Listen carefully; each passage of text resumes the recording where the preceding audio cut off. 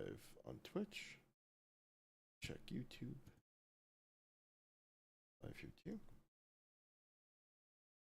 Hello, welcome to some Derps Talk About Games. I'm your co-host, Mango.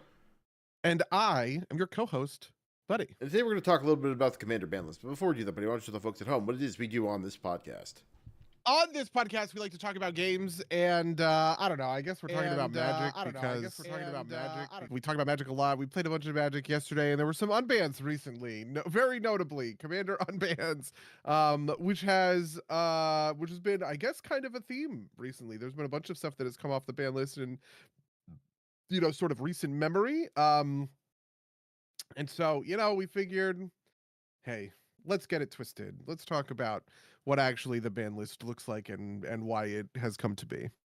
Yeah. So the two unbans this time, basically part of this, and we are very late to the takes, is everybody was predicting what the bans and unbans were going to be, and it kind of like came out with a wet fart, and it was just kind of like the unbans of Biorhythm and Lutri, with like this very technically, like, Lutri is unbanned, but still banned as a companion, and we're making a ban list called Banned as a Companion with exactly Lutri on it, and Lutri's probably only going to be the only one on it, but we're calling it a ban list, I guess, because everything else is a ban list, and we need to, like, make everything fit parallel structure.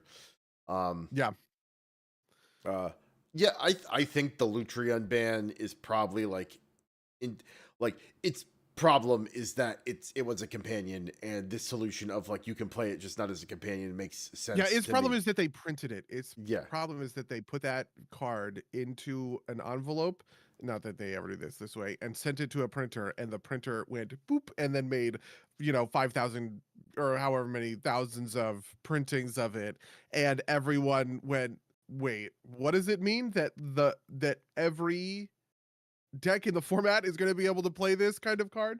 Well, to be fair to them, the restriction is Yeah. not meant for Commander, right? Like, part of the problem is I just don't think Companion is a great mechanic for Commander in the first place. Companion is the worst mechanic that they have ever made, which I think Mark Rosewater has said himself. It's the only mechanic that they errated to nerf it in its entirety, which is when it was originally printed. Companion said you can start with this card in your command zone if you meet the deck building requirement, and you can cast it from your command zone. They errated it to say that you can pay 3 mana to put your companion into your hand, and then you can cast it from there. So essentially put a 3 mana tax on companions because they were so good. Which is sort of fucked up, I guess I would say. Yeah, but again, right? Like the problem with Lutri is Lutri's requirement is the base stakes for Commander, which is the problem, right?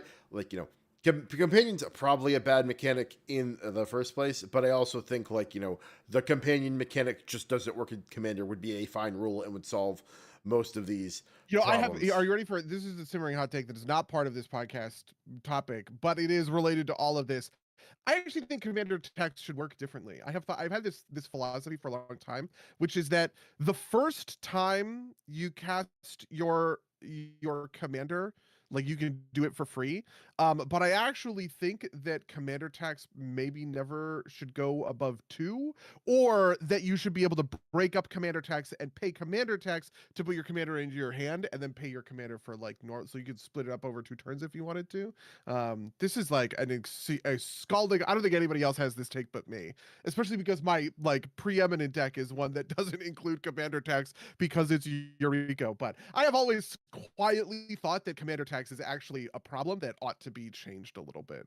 Yeah, I think part of the problem, I think there are better solutions. I think the problem is that the simplicity of it costs 2 more mana per cast is just like a kind of an overriding factor, right? Like, I think you could come up with a mathematically better way to do it. It just would be less legible and thus more of a problem. Yeah, I think my favorite would be that it costs 2 more not each time, but like it costs 2 more like forever, right? So you can never commander tax yourself up to like 9 or something kind of along those lines. I have played in situations like this before where you have like a 4 mana commander that you have to pay 8 for, and that is such a gigantic brick on the format, I think, that you actually can probably get there just by making it cost 2 more after every time. The first time you cast your commander, it is its normal mana cost, and then every time you cast it afterwards, it costs 2 more mana than that. I actually think that that would basically sort of like solve this thing. But for a long time, and this is underlies some of my opinions about like the way that like CEDH and stuff sort of works. Like good stuff is what is like good stuff is sort of too good, and a lot of decks just fall apart if you can crush a commander over and over again. So for instance, we were playing yesterday, I played Feather, and Frank said, yeah, the Feather is like a removal check deck. Hey, I don't think he used that phrase, but he used a phrase like it. Feather is a removal check deck. You either kill Feather or lose, right? But there's actually kind of a sort of quiet thing happening in there, which is like if you kill Feather enough times, the Feather deck is just owned. Yeah. Right, because the whole deck is built around the commander, and I think that opening up that design space would be good. Anyway, like I said, this is not what we're here to talk about, but it is a spicy take that I have thought. No, I mean, I think we should feel free to explore this because I do think that's an interesting point, right? Like part of, right, like this gets to a thing about like meta warping, right? Like yeah, the mystic mirror, what the Trinket Mage 33 Elk Salubrious Snail podcast. They recently had a conversation about this very topic. Maybe that was part of the inspiration. Yeah. It's completely unrelated. I've thought this for like, I don't even remember. Oh, no. Sorry. About the ban list on bans. Oh, I see what you're saying. Yeah. I thought it was about the commander text. No. And they were talking. One of the things we will maybe get to later is like, should things be banned? Everybody's favorite one to talk about is Mystic Study. When they were talking about, in this instance, was Biden of Thassa, or no, Thassa's Oracle, the one that everybody. Oh yeah, Oracle. Yeah. Using CEDH just because it is a great win con, and I think it was Salubrious was like, oh, I don't think it's a problem. Like the meta isn't really, the faster decks in the meta right now aren't playing against Thassa, and Trinket Mage brings up this point that like banning it would be healthy for the meta because even though it isn't the biggest threat right now, it dictates what kind of removal that you can have in your deck at the CEDH level, because you can't have like spot removal. You have to have counter level removal because because Thoracle is only kind of attackable at that level. And if it's only attackable at that level, then you can't afford to not have to have something besides counters in your deck. Because this is one of those things where like if the meta starts to shift, then everybody will just bring Thoracle back in, right? And basically Thoracle is keeping counters as the only removal in everybody's deck. And if you banned it, that's absolutely true. I was there when Thoracle was printed. I remember because we were playing Commander at that time in, God, was it 2017? Maybe it was 2019, I want to say.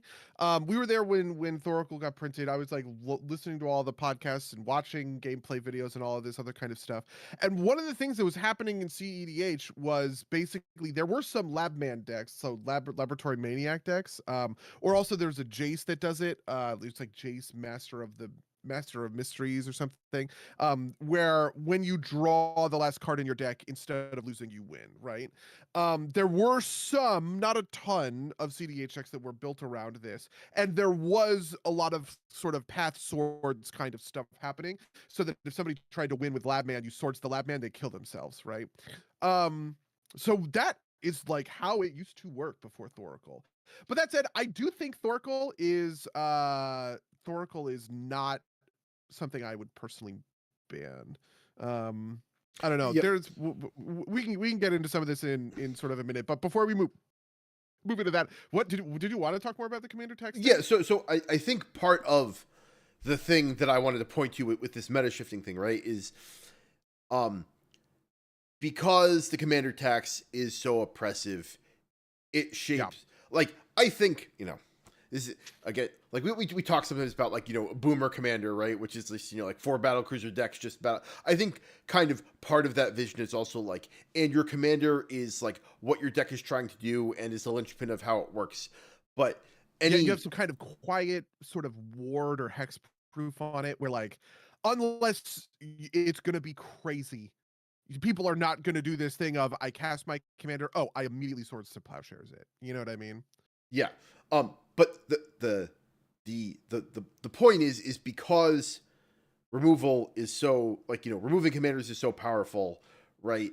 I think the meta gets pushed to, like, actually your commander, like, then you have to have, like, most of your win in the 99, right? Like, the commander can only be it can't be like your game plan, right? Like, I think feather can never Yeah. be truly competitive because, like, the deck is all feather all the time, right? Like, you can't win without feather in a feather deck. I mean, unless you're building it, or rather, the way you would imagine you build feather because of what feather's text says means that you are playing feather. There's also like a couple other commanders where it's like the point is to swing with the commander, and you're going to have a bad time if you are not swinging with your commander, and that's just so vulnerable to, like, 3 different removals, right? Like, Yeah, and I think even if you do, this is the other piece of it, right? So the counter argument to this would go something along the lines of having a card in your hand at all times, which is sort of what the commander does for you, is just the most tremendously powerful sure. thing any format. You are guaranteeing at all times that you have access to this one card, either on the battlefield or in your command zone, right? And there's this sort of thought or idea or whatever about all of that basically you need to be very punishing towards that ability because it's so good, which I would agree it is extremely good. I just think that forcing someone to pay 5 mana twice to cast a 3 mana commander is appropriately punishing. I think forcing someone to pay 6 mana 3 times for a 4 mana commander that you remove 3 times is fair enough. I actually don't think the iterative +2 on top of that solves the issue of commander, of being able to kind of cast your commander. The other version of this that I think wouldn't be neat is being able to split it up. So you can imagine a version of commander tax where it is a little bit like companion. You pay the tax to put the commander into your hand, but then you can play the commander on the thing. And what this will let you do is you don't have to do a brick of 8 mana on one turn to cast your twice remove 4 mana commander. You go, okay, I do this thing. It advances my board state. I'm going to play whatever, and then I'm going to pay 4 mana, put my commander in my hand. Next turn, commander, 4 mana, then another thing. Like, you can kind of capitalize on it. The big problem, and we saw this when I played on at Raise yesterday, my commander died. I didn't have a ton of mana. My play was I recast my commander. That was it. That was a game-losing play for me, but it's kind of the only thing I had the option to do because just the other stuff in my hand wasn't any kind of like better than that. But like you could imagine a world where it's like, okay, I'm gonna pay 2 mana, put the commander in my hand, and then pay play like 2/1/1s or something, like 2 kind of utility creatures that can maybe chump for me a little bit and as I kind of get back into things. So I think those are the 2 ways I would do it. It's either just always 2 mana flat tax, or you can do the scaling tax, but you can split it up by putting it into your hand.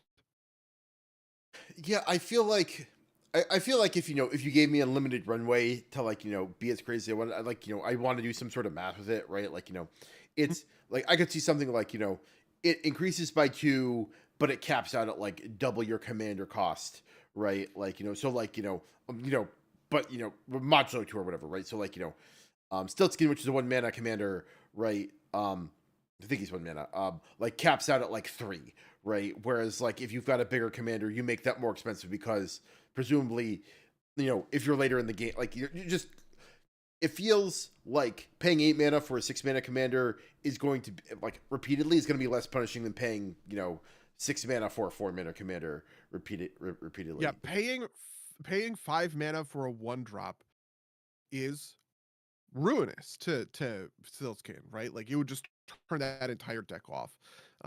So yeah. Yeah. Although, Anyway, yeah, I wonder if there's like another way. Like, the problem is like the other way you could do this is like find like have cards that decrease the commander tax, but then they become auto include in every deck, right? Like, you kind of have to have them, or like something like like Jeweled Lotus or Lotus, whatever the other tap for 3 mana to pay your commander, just like that can only pay for commander tax or something like that, right? yeah, I actually think the most interesting way to do it, actually, this would be my favorite way of implementing it, would be the thing where you can put it into your hand, but you can do it at instant speed. So you could leave a bunch of mana open up Uh, for interaction and then go, okay, on your end step, I pay for mana, commander in hand, right? And then boom, like I think that kind of play would be really interesting. But I don't know. I think at that point, like because the question is, then do you just swing the game so hard in the other way, where instead yeah. of saying, well, actually, Commander is a game where your commander is a good, interesting portion of your like early game plan, but it's not crucial to sort of win, and then you just go into I play my commander and I win decks, of which there are a good number, where you do just kind of have to kill the commander on site in order to progress. I think that's a better version of commander, which is part of why this is I think the good stuff version of commander actually sucks. Like if we're gonna have a format that is built around everybody choosing a legendary creature to have the whole deck revolve around, let's lean into that instead of leaning out of that. But hey, Yeah. I'm not on the commander rules committee. I have an idea. I think kind of inspired by your pay to put it in hand thing. What would you think of like you can pay down the commander tax like cumulatively whenever, right? So like if you're it's about to hit your turn and you have 2 left, but you've got 6 commander tax, you can play 2, and that commander still has 4 commander tax left on it. But like you eventually get around to it, right? Like it's like a thing you could just kind of like pour excess mana into. The problem uh, Oh, that's awesome. the specific problem I would have with this is that basically it would make your luck bad because you just shuffle an extra mana into the commander deck. Yeah. But Yeah, I think that's actually my favorite. I don't know. That would maybe be my favorite version of it. But at the same time, I think it privileges. I want to recognize that it privileges. I like a good draw go deck. I think it is very fun to have a deck where I go, okay, I play my land, pass turn, and I do my whole turn on somebody else's end step. I love that. I do that all the time. But I think that I recognize that is the best version to support that kind of deck, where it's not even that you have to do one big chunk of 4 mana, but that you can break it up with all of the itsy bitsy pieces, and you go, I have 2 extra mana here. Boop, let's just pay down a tiny bit of commander tax while I'm, otherwise occupied. yeah, That kind of thing. yeah. I mean, I think maybe also the other way to do that is instead of like instant speed, is like you can pay it whenever you want, but you have to pay it at sorcery speed so that you actually have to commit to it, which would maybe take a little bit of the edge off of it. Anyway, that's just a thought, and we should probably get back to the main topic, which is okay. Let's talk about the commander ban list. So the history of the commander ban list is really interesting. Back when it was EDH, there was a guy named Sheldon, who unfortunately passed away a couple of years ago, but he's a kind of a legend for like popularizing, at the time EDH. And the thing that he did was he had a group called the CAG, which was the Commander Advisory Group, which was kind of him and his buddies for a long time, but then eventually it ended up pulling in kind of like content creators and stuff like that. And they were the ones who, on the community level, sort of owned the ban list and said, hey, these are the cards that are not allowed, right? For a long time, there was banned as commander, so there were certain cards that were banned as a commander. So, for instance, Braid's Cabal Minion is a brutal commander to play against. That was banned as commander. I think Rofellos was banned as a commander. That is a 2-mana dork who taps to add 1 green for every forest you control. It just makes things kind of like insane. So, and then there were a bunch of other cards that were sort of like put on that initial ban list, many of which are very straightforward. We can just like rip through some of them now, right? So the Power 9, right? Ancestral Recall, Black Lotus, the Moxes, what is it? Time Twister. What's the last piece? The Power 9? It's is it Time Twister, Time Walker, the Power 9? The Moxes are 5, Black Lotus, Time Twister is. oh my god, is Time Twister not on the ban list? It is not. Maybe it's Time Vault. Uh, Let's just look it up. What are the Power 9? Okay, Black Lotus, Time Work. Yeah, it is Time Twister, but Time Twister is allowed. That's wild. I did not realize that Time Twister was fucking legal in this format. Yeah. Well, 8 of the Power 9 are banned. So obviously Time Walk taking an extra turn after this one for 2 mana, too good. Nobody's gonna let you play with that. Black Lotus, the most famous Magic card of all time. Also, tap sack it, add 3 mana of any one color to your mana pool. Too good. Ancestral Recall, target player draws 3 cards for 1 blue mana. Too good, right? Those ones I think everybody understands are just not going to be, those aren't playable in anything except for vintage. Um, there's a number of cards on here that I would consider to be like ancillary on top of the Power 9. So for instance, Channel is one of these. Channel is a sorcery, but it's a very old one. It's part of the very first combo of the game, actually, where Channel Fireball comes from this, because you would pay Channel, pay 19 life into the channel. It says until end of turn, anytime you could activate a mana ability, you may pay 1 life, and if you do, you add 1 colorless to your mana pool. So the way that this worked at the time is you go, I pay 2 red mana, I pay 19 life, and then I put a fireball with X equals 20 into your face and kill you, kind of thing. There's a number of these that are sort of similar. These are kind of like older, older cards that just sort of do too much good stuff. So Library of Alexandria would be a good example of that. Scheherazade maybe would be a good example Well, of that. Scheherazade is disruptive is the problem, right? That's true. Right, like there's a couple of these that are like weird play patterns, right? Like Scheherazade is like reset the game in a weird way. There's what's it like Chaos Orb and Falling Star, which are like physical challenges with the cards, right? Which is kind of like it's kind of outside of reasonability. Any of these kind of like very weird cards that like don't operate in the way you would normally like. There's a reason that Sway the Stars is unbanned now and Scheherazade isn't, and it's because like I feel like it's mostly the form factor there, right? Like but beyond kind of like we have to reset. Yeah, Scheherazade is 2 white mana, Sway the Stars is 10. Yeah. Like, okay, you got me, kind of thing. Yeah. There's a number of these other ones that are on here. So Fast Bond is one of these. These are all just kind of like classic, extremely good cards. There's a whole suite of Urza's Saga cards. So for instance, Tolarian Academy, which is a legendary land, taps to add 1 blue for each artifact you control. Famously insanely powerful. Everybody thinks this card is way too good. You never ever see it in formats.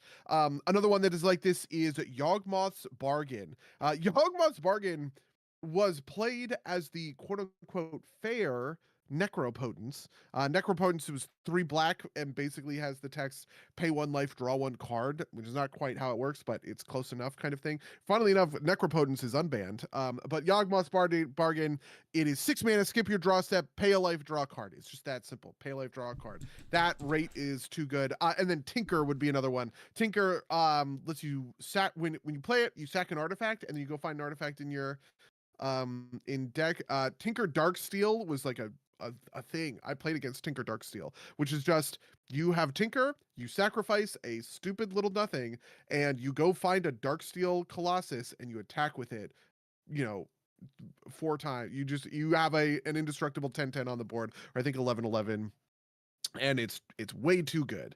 These are what I would kind of. I'm sorry, what's up? I was gonna say, like, I feel like Yawgmoths and Grizzlebrand fall into this kind of like pattern, which is, having 40 life means that effects where you pay life to do things makes things run out of control a little too quickly, which is I think a theme here as well, right? Grizzlebrand is here because basically the 40 life makes the penalty you pay there just like not enough, and same thing with Yawgmoths, right? Like you have 40 life to play with, so you can just like dump a ton of life and it's not a problem, especially at a competitive format or at a competitive level. Yeah. And those are maybe like the classic sort of old-timey cards. Then I feel like there's sort of a suite of middle of the road cards that are banned. So these ones I feel like we can kind of take on sort of their own terms. One of them that I would definitely I remember this card. I remember people playing this card in Commander. This was Arayo Soratami Ascendant. So whenever you play the 4th spell in your turn, you flip it. It was a flip card from Saviors of Kamigawa, and then it became an enchantment that says counter the first spell played by each opponent each turn. That card was brutal. It kills the first thing anybody does on the turn, and you had it in the command zone. So it basically was like, go fuck yourself, the deck. Yeah. So yeah. Should we just start going from these top to bottom and skipping over like these kind of like exceptions that we talked about? Yeah, sure. Let's go. All right. Yeah. So the first one that we haven't talked about yet is balance, which is each player chooses a number of lands he or she controls by the number of land Equal to the number of lands controlled by the player who controls the fewest, and sacrifice the rest of players. Discard cards and sacrifice creatures the same way. Um, I feel like this one is just kind of like there are a bunch of bans in here that are like resets the game in a way that is going to, commander games are already too long. We are going to make them longer by having these reset cards. I think there's a handful, and Balance is one of them that does that, right? Where they reset, but not in a way that's like, game closing enough, right? Like Worldfire ends the game, Balance kind of resets it. In a way that first of all, Balance is 2 mana. This is part of it, right? Like it's cheap. There's, Sway of Stars is 10 mana and sets you to 7 life, which means like even if you are fully resetting the game, it's like, it's not going to be long before you hit a resolution. Like maybe it's a catch up, but like balance I think is too much is the rationale there. And you have anything to say about Balance? No, it's definitely one of the ones that it's just like a deeply feels bad kind of card. There's a number of these I think that are just on the on the list because like, boy, does it just suck to play against fucking Balance. Part of it I think is that it does all three of hands, creatures, lands, which is like a really brutal trifecta to hit across kind of everything. There's something to be said for like mass land destruction, like Armageddon is legal in the format. If you want to play destroy all lands, you absolutely can.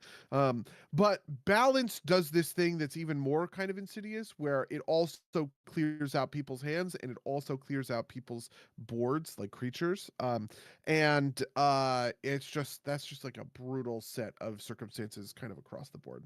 Yeah. Next is the unbanned, is the current, like the newest unbanned, which is Biorhythm. I'm looking at a list that's I guess a week or so old at this point, or a little bit older than the latest unbanned Biorhythm. What do you? So let's take this opportunity. Biorhythm is each player's life total becomes the total or the number of creatures he or she controls. Recently unbanned, 8 mana, mono green. What do you think? What do you think of this unbanned?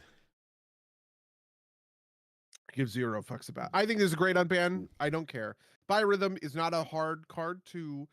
Frankly, I think it's maybe the worst card I can think of on the ban list. There's a number of cards that were on the ban list for like, not quite power reasons, and we'll talk about some of them in a minute, but just sort of like play pattern kind of reasons. And for some reason, the idea that Biorhythm was this way that you could sort of wipe the board, play a mana dork, Biorhythm, all in one turn to like win the game was like an unfair thing.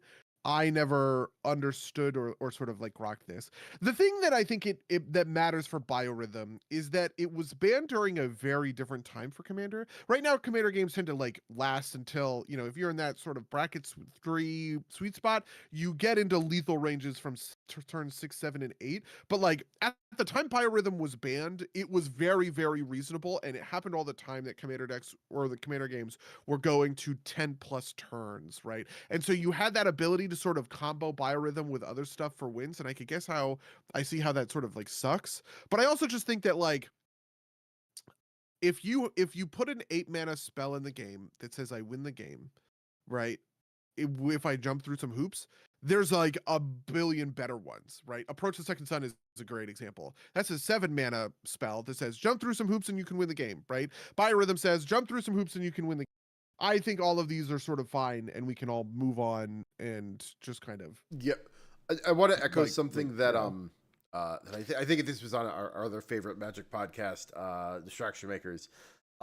Basically, I think one of them said something along the lines of like, this is like, imagine that you Cratering Behemoth and swing out, but then you fog, right? Like Biorhythm and then swing out and then fog is actually like a better for ending the game because I have also set myself to like 5 life, right? Like so, yeah. And so like from that perspective, it is no worse than that, and so makes sense to admit. I think I generally agree with that. I think I see your point. I think this is. I think there's this sense, and I think we could talk about like maybe we could talk about this through the approach of the Second Sun problem, because there is a sense that approach of the Second Sun feels unfair. We've talked about this before, and it's because it's not a boomer win essentially, and that's maybe a little too mean, but it feels like a thing that's hard to like see coming and then stop, right? Like Yeah. I think the first time you went with Approach the Second Sun as Takesia, my kind of gut reaction was like, um, maybe this should be part of like the rule, the rule zero come to the table discussion, right?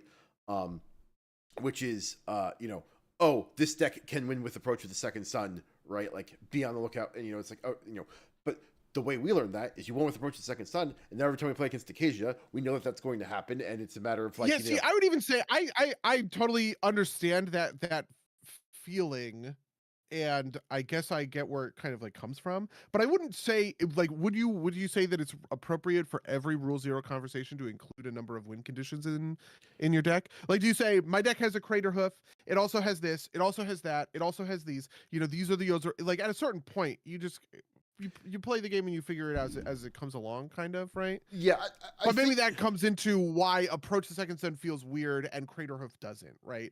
I had a whole thing about like actually it would be better for my Takesia deck if I just ran Craterhoof, because Craterhoof would probably be a cleaner win con than Approach the Second Sun, which makes me jump through way more hoops. I like Approach the Second Sun more because I personally think it's cooler because you have to assemble a whole apparatus in order to set it up, right? Uh, but yeah. no, I think you are mostly, um, I think you're mostly correct. Um, I think that I think that I think that part of it is just kind of like, I was thinking about this in like, I think it's fine, especially among a group you're playing with. I think maybe there's a softer thing to talk about when you're playing like, at a store, and like, you're talking like, oh, bracket 2, bracket 3, right? Like, right, like maybe there's a thing in there that you talk about, right? Because you don't know what other, like, you talk a little bit about the general win condition because you don't know what people's expectations are. But I think on our group it's fine, because I think that, say, I think also I win conditions feel bad just kind of in general, in a multiplayer format. I think there's just like a problem with multiplayer formats that like I win the game. Yeah. Like I feel like Josh has, friend of the cast Josh would have just as much right to be mad at me for not calling out, oh, the way Stiltskin works is I put these things that make you lose the game instantly and then give them to you, right? Like, because I just kind of like sprang that on them. He was way ahead in that game. I just made him lose out of nowhere, right? Like, and it didn't cause me to win, but it caused him to lose. And like, if he told me, it's like, hey man, that feels kind of bad, I'm like, I get that, right?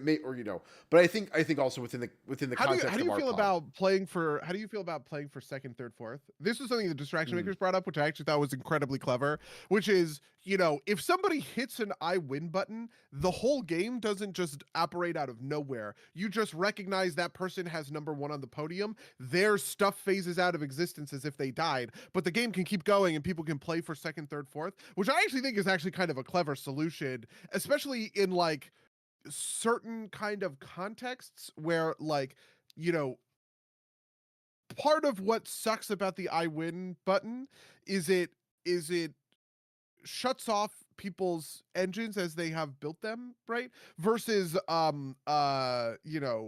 a I don't know what the opposite version of this is, but like the ability to sort of play things out feels good. Or okay, imagine this.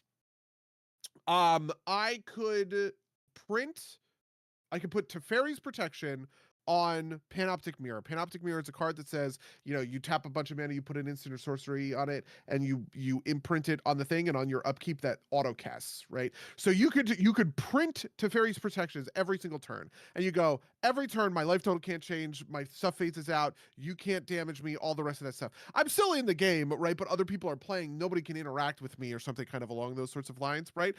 Everyone would recognize that that's a pretty solid lock, and the Teferi's Protection player is the player who's going to eventually win the game. But they would all be sitting there playing for second, third, fourth until you force the Teferi's Protection player, who has this beautiful lock where they never have to, be threatened by the board, can then come out from behind that and like win in heads up or something kind of like along those sorts of lines. It's like that would be something that I think would kind of interesting, right? If I play Takesia and I loop Approach the Second Sun and people said, hey, do you guys want to play for second? I would be totally fine sitting and waiting while people adjudicated the rest of that game after my stuff has sort of phased out of existence, I think.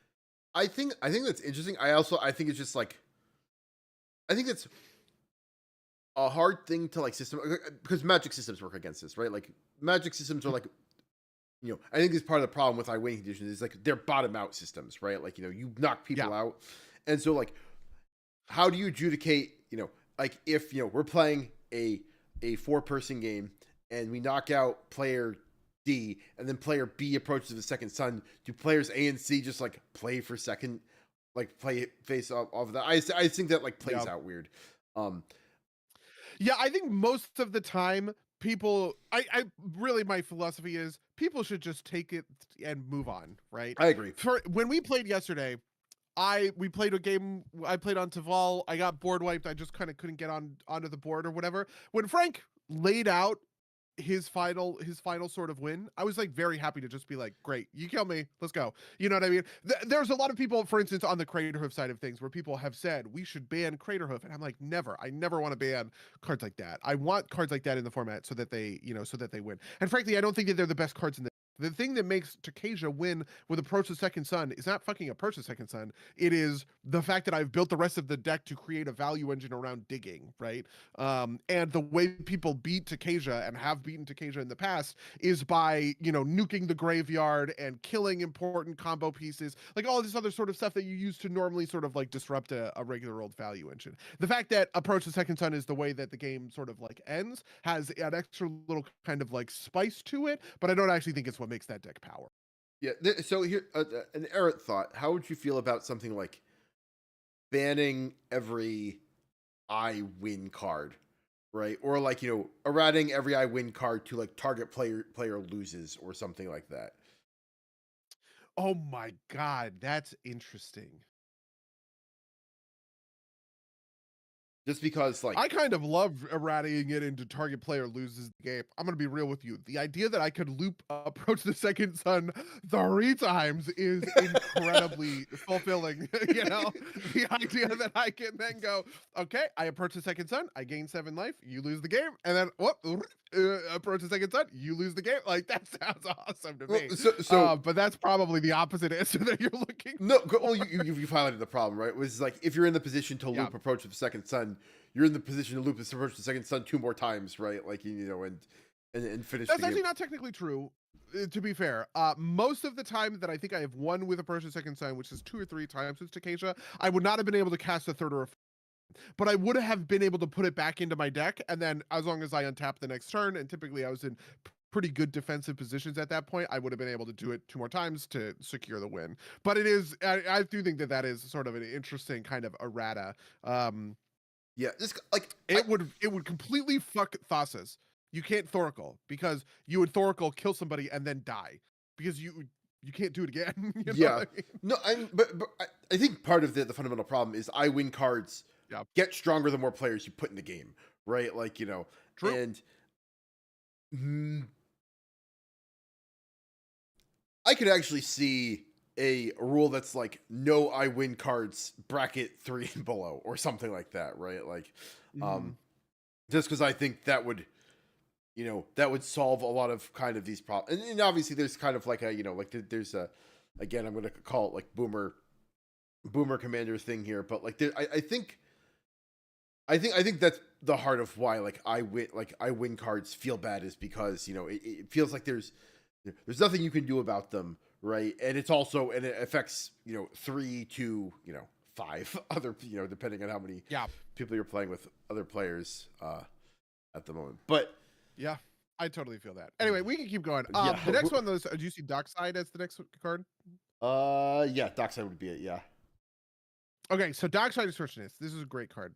Dockside Extortionist came out in 2017. It was actually a commander, it was a card that was made for commander. I remember I bought the deck that had Darkside in it, not because I wanted Darkside, but because I just thought that deck was cool. And Dockside Extortionist says when it comes to the battlefield, you create X treasure tokens, where X is the number of artifacts and enchantments your opponents control. Dockside became the format in like 2022 to like 2025 for I guess actually when they banned it, right? Like as people sort of solidified the importance of mana rocks, fast kind of like quick mana rocks like Ancient crypt, or no, a mana crypt, I'm sorry. Or you know, stuff like 2 mana rocks, like the the Arcane Signet was created around that time. I think Arcane Signet was a year or two right before then, right? Like, it just happened to drop at a period where people did not understand the raw value that you could get by slamming Dockside on turn like 4 and getting like 10 treasures, right? Or even worse, when somebody slams a Dockside, gets 10 treasures, and then the next person in turn order slams Dockside and gets 10 plus 10 treasures, because they also see the 10 treasures on the original Dockside.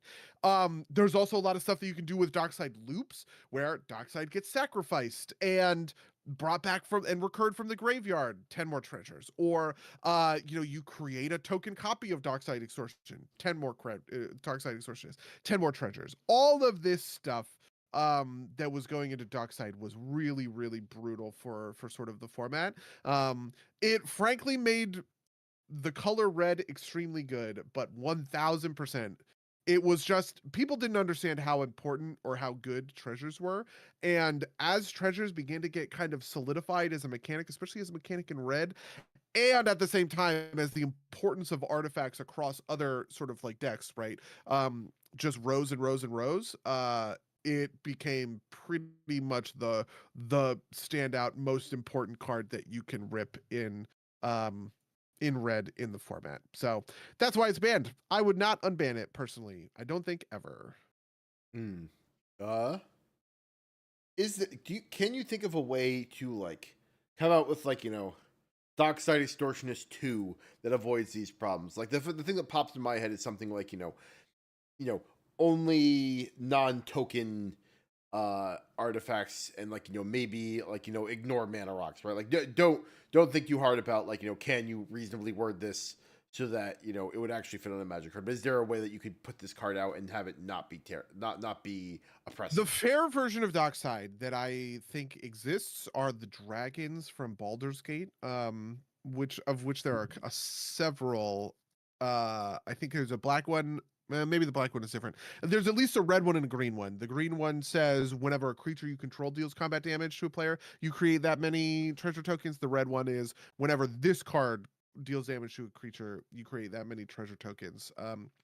But those ones are both better for, number one, they're way more expensive. These are 6 and 7 mana cards, respectively. Maybe 7 and 6 mana, respectively, thinking about it. And also you have to do a thing besides ETB. So it comes in, it hits an opponent, and it makes like the thing happen. Frankly, I actually don't think that Dockside Extortion, the sorcery, would be all that bad. I actually think Dockside Extortion, the sorcery, probably for 3 or 4 mana would actually be pretty fair. I think a 4 mana sorcery in red that said, you know, create a treasure token for each artifact and enchantment your opponents control would just kind of be used to like a seething song or something like that, right? Or there's a 5 mana one that I use in a bunch of my decks that is like 1 red mana for every tapped land your opponents control, and you just make a billion mana with this kind of thing in red. I actually think those are great, but it's just, you can't do it at 2 mana, and it can't be recursive in the way that Dockside was. Yeah, I was so you like you can get, it feels like you could say you could get most of the way there if Dockside Extortionist 2 says if you cast it from your hand or something like that to like keep the loop tricks out of it. That makes sense to me. All right. I don't think I've got anything more to say about Dockside Extortionist. Should we move on to Emrakul? Emrakul, the Aeons Torn, the fucking coolest finisher. I also hate that Emrakul is banned. I would unban Emrakul in a fucking second, and it would suck. Okay, I want to say this. I want to say this for everybody at home. Okay, if Emrakul would be unbanned, it would fucking blow, because sometimes you would have to play against it, and Emrakul fucking sucks. Okay, but it's so awesome to play Emrakul that on the level of just like, it is crazy sweet to rip Emrakul. I would fucking love to play it. I have never played Emrakul, but I have seen Emrakul played a couple of times. And it's just so insane. It does everything. It just kills shit. I mean, Emrakul says Annihilator 6 protection from spells that are 1 or more colors. It's just like the greatest like set of lines of text. And the fact that it's 15 mana is what like, pays for all of this, right? But you are going to always have the reality of somebody is going to put it in the command zone, put every fucking mana rock in the deck, and the whole deck is okay. I tap 2 mana, I tap 1 mana, play Soul Ring, tap Soul Ring, play Arcane Signet, tap Arcane Signet, and whatever. You just build, you run 99 mana rocks and lands and Emrakul, and that's a game-winning commander deck. I don't think they'd ever let me have that, Yeah. but I think it's fucking awesome. Okay. Yeah. And I also think that there's just too many ways to like cheat it out, probably, right? Like if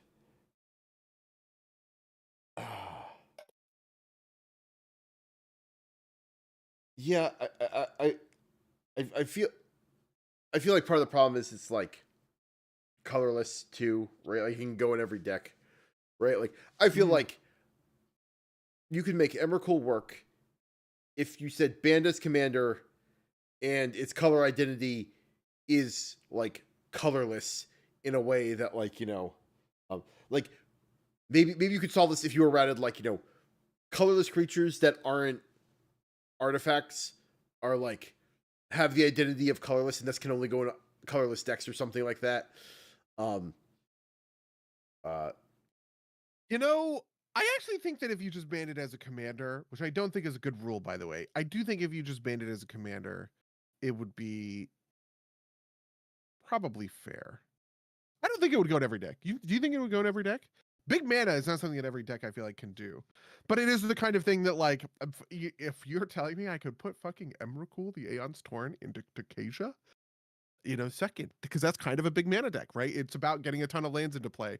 And so you I actually, think if I need 15 lands to loop Approach the Second Sun, I need 15 lands to play fucking Emrakul, and I absolutely would do that, right? I don't know it would go in every deck, but I think it would go in like say every graveyard recursion deck, right? There are too many decks that are like it's easy to like, every what is it, Grixis deck, like, I think it's a little. So it actually wouldn't work that way because when it hits the yard, it shuffles itself into your library. I actually think that's a good point. all or most of the Eldrazi have that clause. Maybe Emrakul is the original from the original set of Eldrazi. Emrakul, Ulamog, and Kozilek from the original Zendikar are the three of them, and I think they all have that clause because you can't reanimate them, and also they're not really good reanimator strategies because they all have cast triggers. So Emrakul's has the take an extra turn after this one, but it's only on casting. It's only on casting the spell. But it's so fucking cool. Yeah, Man, no, it I is. would love to see Emrakul in a Yeah. in a deck. Yeah, I wonder like I think the answer is there would be ways to make it fair, but I think you'd spend so much time trying to plug the holes of like I think you could be like, guys, don't be an asshole, and you could put Emrakul in your 99 and it would be mostly fine for like normal people, but you can't like plug the holes using the bracket system in enough ways to like catch every corner, or like some guy figures out how to like rip Emrakul out of nowhere and like make somebody cry at the LGS, and it's like, oh, bracket the game, my deck's bracket too, right? Like or something like that. Yeah, Emrakul is always a game changer and is like it would be the kind of game changer that like takes up 3 slots. You know what I mean? Like, Yeah. or 4 slots, I guess it would have to be. Where it's like if you play this card, you're in bracket 4. Yeah. Because that's sort of what it is like. I don't really know that there would be a good bracket 3 way to like who can play a fair Emrakul? I don't kind of think anybody. There are certain cards on the list that I think fall into this category. Emrakul's kind of one of them, which is this thing of this card is sweet, it's very fun, and it's very powerful. But nobody is going to be normal. There are like I don't actually think Emrakul is like there are much better cards than Emrakul. But the thing about it is nobody would be fucking normal about Emrakul. Yeah. It would be in weird, it would be in a lot of decks and it would be in a weird place in a lot of decks, and you'd see somebody slam Emrakul and you just go, fucking this guy, are you kidding me? And like and like I want to be that guy, which is why I say I would want to unban Emrakul. But I also recognize that for a lot of people, they would see that and they would go, this fucking guy, are you kidding me? Yeah, and I think the reason you put it on the ban list is like you could probably do a thing where it's like this can only be in bracket 4 decks or above, but then it's also too slow to Yeah. actually be in bracket 4. So no one would actually run it. So putting it on the ban list is fine because you could theoretically allow it in CEDH, but no one's going to run it in CEDH. Yep, I absolutely agree. I wish, God, I wish. There's a couple of cards on here that I'm just like, I recognize this is so insanely powerful. I just want it so bad. Arayo, Sword of Time Ascendant. This is what I was talking about before. It counters the spell. There's a number of cards that are like this where it's just like, come on, fucking man, are you kidding me? Yeah. Who wants to play this deck? This deck is like Grand Arbiter Augustin. Yeah. It is Grand Arbiter Augustin on fucking steroids. Kill me. Never take it off the list. There's a couple of cards that on the flip side I actually feel like this way about, which is the card's not that good. I don't think Arayo is that good. It is just fucking annoying. Yeah. And I don't think it enables any good plays. Like, nobody is going to be like, wow, I'm going to whip out my sweet Arayo deck and increase the amount of fun that's happening at the table. I do think that somebody could whip out Emrakul and increase the amount of fun at the table where everybody goes, oh, Emrakul. You know what I mean? I just don't think that ever happens with Arayo. And so, therefore, Arayo should stay fucking banned. That's my 2 cents. Yeah. I think that if Arayo said counter the first spell played by any opponent, like any opponent each turn or something like that, where it just hits the first spell, it would probably be fine. Like, part of the problem here is that, like, it's each opponent, right? So you can't even do the thing where it's like, okay, I will take the hit, I will swords, so you can cast like murder or whatever, right? Like, you know, Yeah. you have to, one player has to do it. Well, it's not even a creature at that point. It's an enchantment. This is the other part Oh. of it. It flops from a creature to an enchantment, which makes it even harder to interact with. Yeah. No, that's totally fair. Yeah. Yeah. The next one on the list, Fast Bond. You may play any number of lands on each of your turns. Whenever you play a land, if it wasn't the first play you land this turn, it deals 1 damage to you. Way too good. It is just too good. This is yeah. an extremely I think old card. this is like an old card that didn't realize how powerful it was, right? Like, yeah. I think that falls into that category of things. So I don't think we need to talk, like, we need to, you know, it is very good. It is also another one of these things where it's like, you have 40 life. That means that paying 1 life costs half as much effectively as it does in standard. Yeah, absolutely. The next card on the list, this one's great. Flash. Okay. When I played Commander in college, Flash Hulk was insane. Flash says you can put a creature card from your hand onto the battlefield, and if you do, you sacrifice it unless you pay its mana cost reduced by 2. So the reason Flash is banned is because of a card called Protean Hulk. Protean Hulk is a, I think, 7 mana card that says when it dies, you search your library for 2 cards or 2 creature cards with mana value 2 or less, and you can put them onto the battlefield. The Flash was sort of the Thoracle of its time because what you do is it was called Flash Hulk, right? You search up Protean Hulk, you flash, you play the Protean Hulk, you don't pay the 2, Protean Hulk sacrifices itself, you pull 2 cards out of the deck that are an infinite combo, and win the game off that. It was just like, it was the most common thing, and I played against it a million times. Jeff, the RA, I think he's a lawyer now. Shout out, go fuck yourself. I hated playing against this all the time. Every single one of his decks had fucking Flash Hulk in it, and it sucked. Okay, I actually sort of think, all that said, Flash Hulk probably can come off the list. I think now just the format is much more powerful, and frankly, I don't even think it would be good enough if you have to do quite a lot to assemble a Flash Hulk combo. And I just kind of feel like it would not win anymore.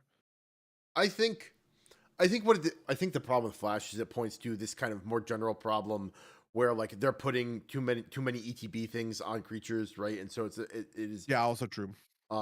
It's effectively you know, like it's a, you know, it's like a Flash evoke, right? Like, you know, or it's, you know, Flash the mechanic evoke, which is I think that's more of a, I think it would be fine in an environment with less kind of ETB effects, that kind of thing. But I think you could probably get away with making it a game changer. And and actually, I think that Yeah, I is would probably probably fine. agree with that. I think you could get away with it on the game changers list, and it wouldn't be a big deal. So yeah. Yeah. Um, Golos, Tireless Pilgrim is our next one. Uh, Do you know Golos? I Have you ever remember played when he against anyone came with Golos? out. I remember him like Uh-huh. warping the meta, and but I don't remember it enough to like have big thoughts on it. I played against Golos once, and it was awful, and it super sucked. And I was immediately like, I totally get why this card gets banned. Golos says, when he enters the battlefield, you search your library for a land, put that onto the battlefield, tap, then shuffle your library. And then he has 2 in a Wooburg, so 7 total mana, and you have to hit all 5 colors. You exile the top 3 cards of your library. You can play them without paying their mana cost. Golos famously, somebody said this thing about Golos, which has stuck ever since. Most decks would get better by playing Golos as their commander. Was the way that got phrased, right? The idea is just that Golos is just such generic value. He's just always so good that if you're playing elves, oh yeah, you play Golos and rip a guy's cradle, and it's way better than playing fucking, whoever, right? Freyalise or some shit, right? Or Lathril or something like that. If you're playing I don't even know, goblins or something like that, you rip Golos and you get a sacrifice land or something, and then you get a million goblins and sack it all to the sack land or something. It's just like the part of Golos that I think sucks the most is that you can find any land card, and most cards in command, or most decks in Commander, have a land that is extremely good if you can get it into play, and there are not great ways to sort of tutor for it, and Golos puts that into your command zone at 5 colorless mana, which is just too easy. It just does the game too easily. And so in my mind, Golos sort of fits in this sort of play narrowing space of like, if we want Commander to be the place where you find a cool legendary creature to build a whole deck around, and then actually it turns out that there's one creature that's better than all of those creatures combined, you just, let's get rid of that guy. He's not sort of worth it. There's an argument that I would call sort of the Flash from League of Legends argument that you could make kind of about this, which is something along the lines of, the game is better even if it is ubiquitous. And I think that is actually quite true. In fact, I think it's true for something else that I would put on this list. But it is not true in my mind of Golos. I think it just reduces the design space to 0. Yeah, I think to take the kind of law flash question is like, summoner spells are such like a small part of what that game is that it's not, the end of the world, right? Like, I think that like Soul Ring being in every deck is not the end of the world, right? Or like Arcane Signet being in every deck is not the end of the world. But like narrowing the command space is too much. I think, right? Like, if Yeah, I actually like Soul Ring quite a lot. Soul Ring, I actually would use the Flash from League of Legends argument. The fact that some Commander games begin by going, I play a land and I play Soul Ring, right, is incredibly evocative and makes for great games, because it immediately turns someone into the archenemy, mm, right? Everyone goes, wow, that's really powerful, right? If somebody gets to kind of like cheat ahead on their kind of terms and stuff like that, I think all of that is actually really good for the format, to be honest with you. And yeah, so that's my argument around Golos. yeah, I think I think I feel that. Um, In this is another one in the Emrakul band's real quick, Gristle brand. Oh, I'm sorry, what's that? I just want to know, like, do you think Golos would be fair if he was banned as commander? Meaning he can only go on like Wooburg decks, right? Yeah, I guess he probably would be fair at that point. Um, yeah, probably. I think also part of it with Golos, if I'm being real, is that Golos is also kind of just sort of boring. Yeah, that's fair. Part of what I don't like about Golos, you could hit me with a couple of different cards. I'm trying to think, that are like better than Golos, but they're really evocative cards, and I like that they're so evocative in a way. Golos just says, I do this generically powerful thing. I don't have all that much in terms of lore or anything. You know what I mean? There's just like nothing interesting going on underneath the surface there to kind of like catch on to, basically. Yeah, no, that's fair enough. All right, which one did you want to do? Chisel Brand, or we already talked about him? Should we just go on to Hull Breacher? I do wanted to talk about Gristlebrand for 10 seconds to say Gristlebrand is fucking sweet. I want to unban Gristlebrand. I have never played with Gristlebrand. I had quit Magic by the time Gristlebrand came out. Gristlebrand is 4 and 4 black. He has flying lifelink, and then you can pay 7 life to draw 7 cards. And the thing that everybody says about Gristlebrand is he becomes the best reanimator target in reanimator decks, which is not even all that good of an archetype, frankly. But like turn 1, Entomb Gristlebrand, turn 2, reanimate Gristlebrand would be a very good opening play for all of these sorts of decks. But frankly, I think that's just true of any reanimator. There's just always going to be a really good thing to fucking Entomb reanimate. And whether it's Gristlebrand or Valgavoth or whatever, who cares is my thing. Gristlebrand is fucking sweet. Yeah, I bet to pay 7 life to draw 7 cards. Somebody lays a Gristlebrand and they go, I'm gonna hit myself for 28 and draw, boom, this huge stack. That's just so cool. So that's it. Gristlebrand off the ban list. Okay, that's my take. I still think that like the 7 life for 7 cards just isn't costed right for a 40 life base game. That's me. Yeah, that's definitely fair. I think if Gristlebrand came off the ban list, I would immediately find some reanimator deck to play it. I wouldn't even give a fuck. I would find just like the most degenerate reanimator deck just to rip Gristlebrand at every opportunity. And I would do the thing that everybody tells you not to do. The funny part about Gristlebrand Necropotence is it's so tempting. Because I have played with Necropotence, right? Where you say, oh, I'm gonna Necro for 10 or something like that. And you always have that thing about, well, if I'm gonna Necro for 10, I might as well Necro for. And he's like, I mean, come on, do they really have the lightning bolt in hand? I might as well Necro 15. What are they gonna do? Lightning bolt for the win, kind of thing. And then like, I think that would happen with Gristlebrand with me every time. I would play Gristlebrand and I go, I Gristlebrand for 35, and then somebody would like, I don't know, burn you out, and it's just like, okay, I don't care. Fair, you got me. I've got to. I full send with Gristlebrand, and it was super fun. In response, I Gristlebrand to 1, and then get pinged off by a fucking Chronicle Sorcerer, whatever. Like,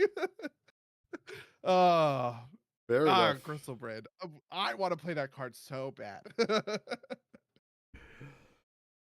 Fair enough. But on to Hull Breacher, which I don't even know this card actually. This is like the this is a real famous ban. Well, it was right around the Dark Side ban. I think it was the year before the Dark Side ban. Hull Breacher, I did not play against, but I saw it played a million times. And it is brutal because it's a replacement effect. Hull Breacher says, if an opponent would draw a card, except the first one they draw on each of their turns, draw steps, instead you create a treasure token. It was run in every blue deck because everybody has lots of card draw, but the most degenerate way that people did it was they paired it with wheels. So you go, I Wheel of Fortune, and then flash out Hull Breacher. Everybody loses their hands. You create whatever 20 treasures off of this, and it's just game over, man. I think this came from an era of design where the power of treasures was not respected. Darkside is also kind of along these kinds of lines, and also preventing people from drawing cards is really, really. That's like a deep anti-fun, way to build a commander. So I agree. Yeah, that makes sense. I don't think I see a world where that one comes off the ban list. Yeah, that's fair. This is what I played against. Do you know Ionia? Yes, because I think they mentioned they were, or there was somebody said something about maybe unbanning. I'm like, absolutely fucking not. This is just like too toxic of a card to like ever allow. Really, you would not unban Iona?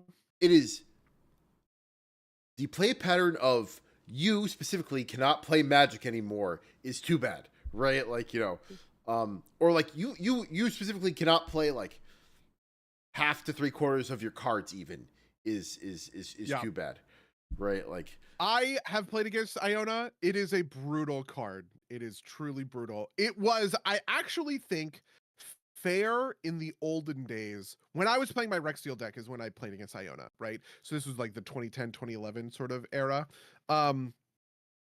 When Iona was played there, it was really played as this finisher in white, where you said, I have a control deck, I'm going to go Iona, name black, and you can't kill it because you don't have whatever, and I'm just going to have this huge 7/7 with flying that will lock you down and sort of end the game.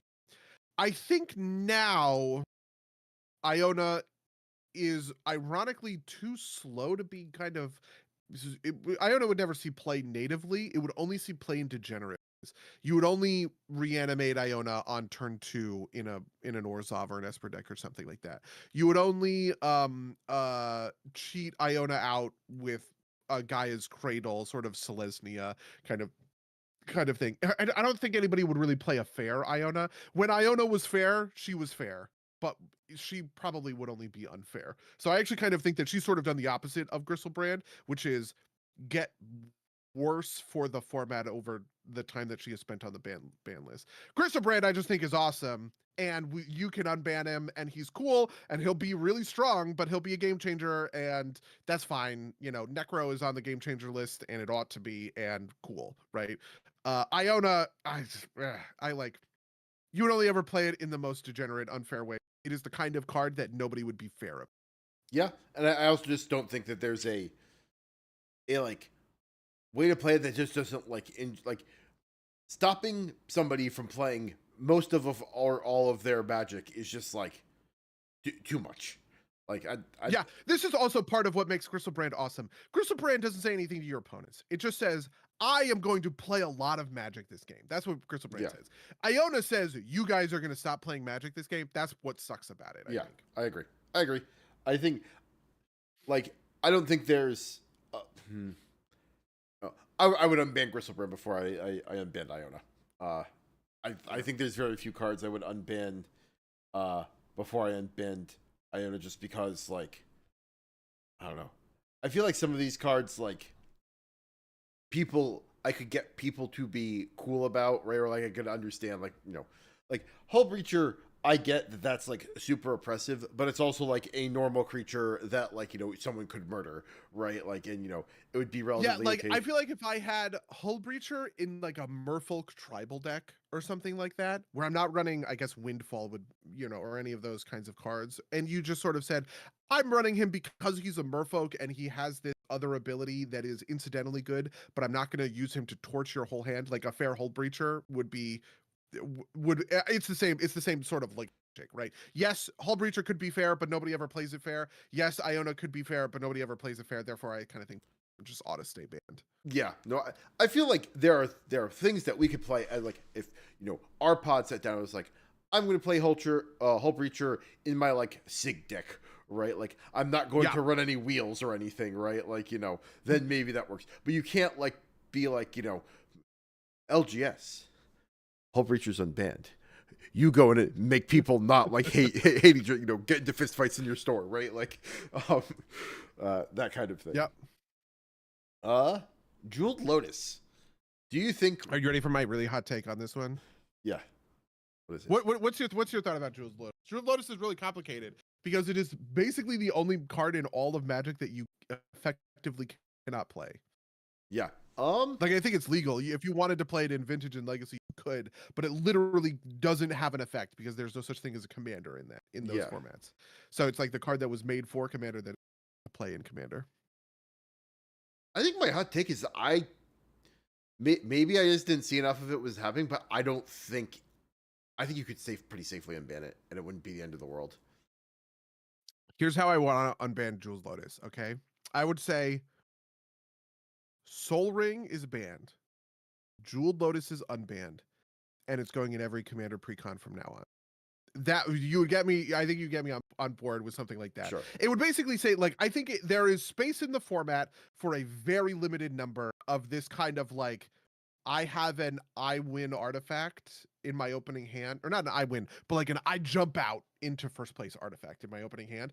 Right now, that spot is sort of taken by Sol Ring. I kind of think Sol Ring and Jeweled Lotus in the same format I would say no to, but I would be interested in a world where we say, okay, everybody takes Sol Ring out of your decks, and here's a bunch of Jeweled Lotuses. You'd have to make it extremely cheap, is the other thing, right? Like, it would be the kind of thing that if I was like the guy on the Commander rules change, I literally would go and I would print 1 million Jeweled Lotuses and give every LGS a stack of them and say, or maybe I'll put in like a commander, like let's say we had Commander Masters 2 or something like that. Every pack has a Jeweled Lotus in there as a token or something like that. And I would just do it like that. I think you can't have Jeweled Lotus and Soul Ring in the same deck, but I think that having Jeweled Lotus is cooler than Soul Ring, and I would probably prefer.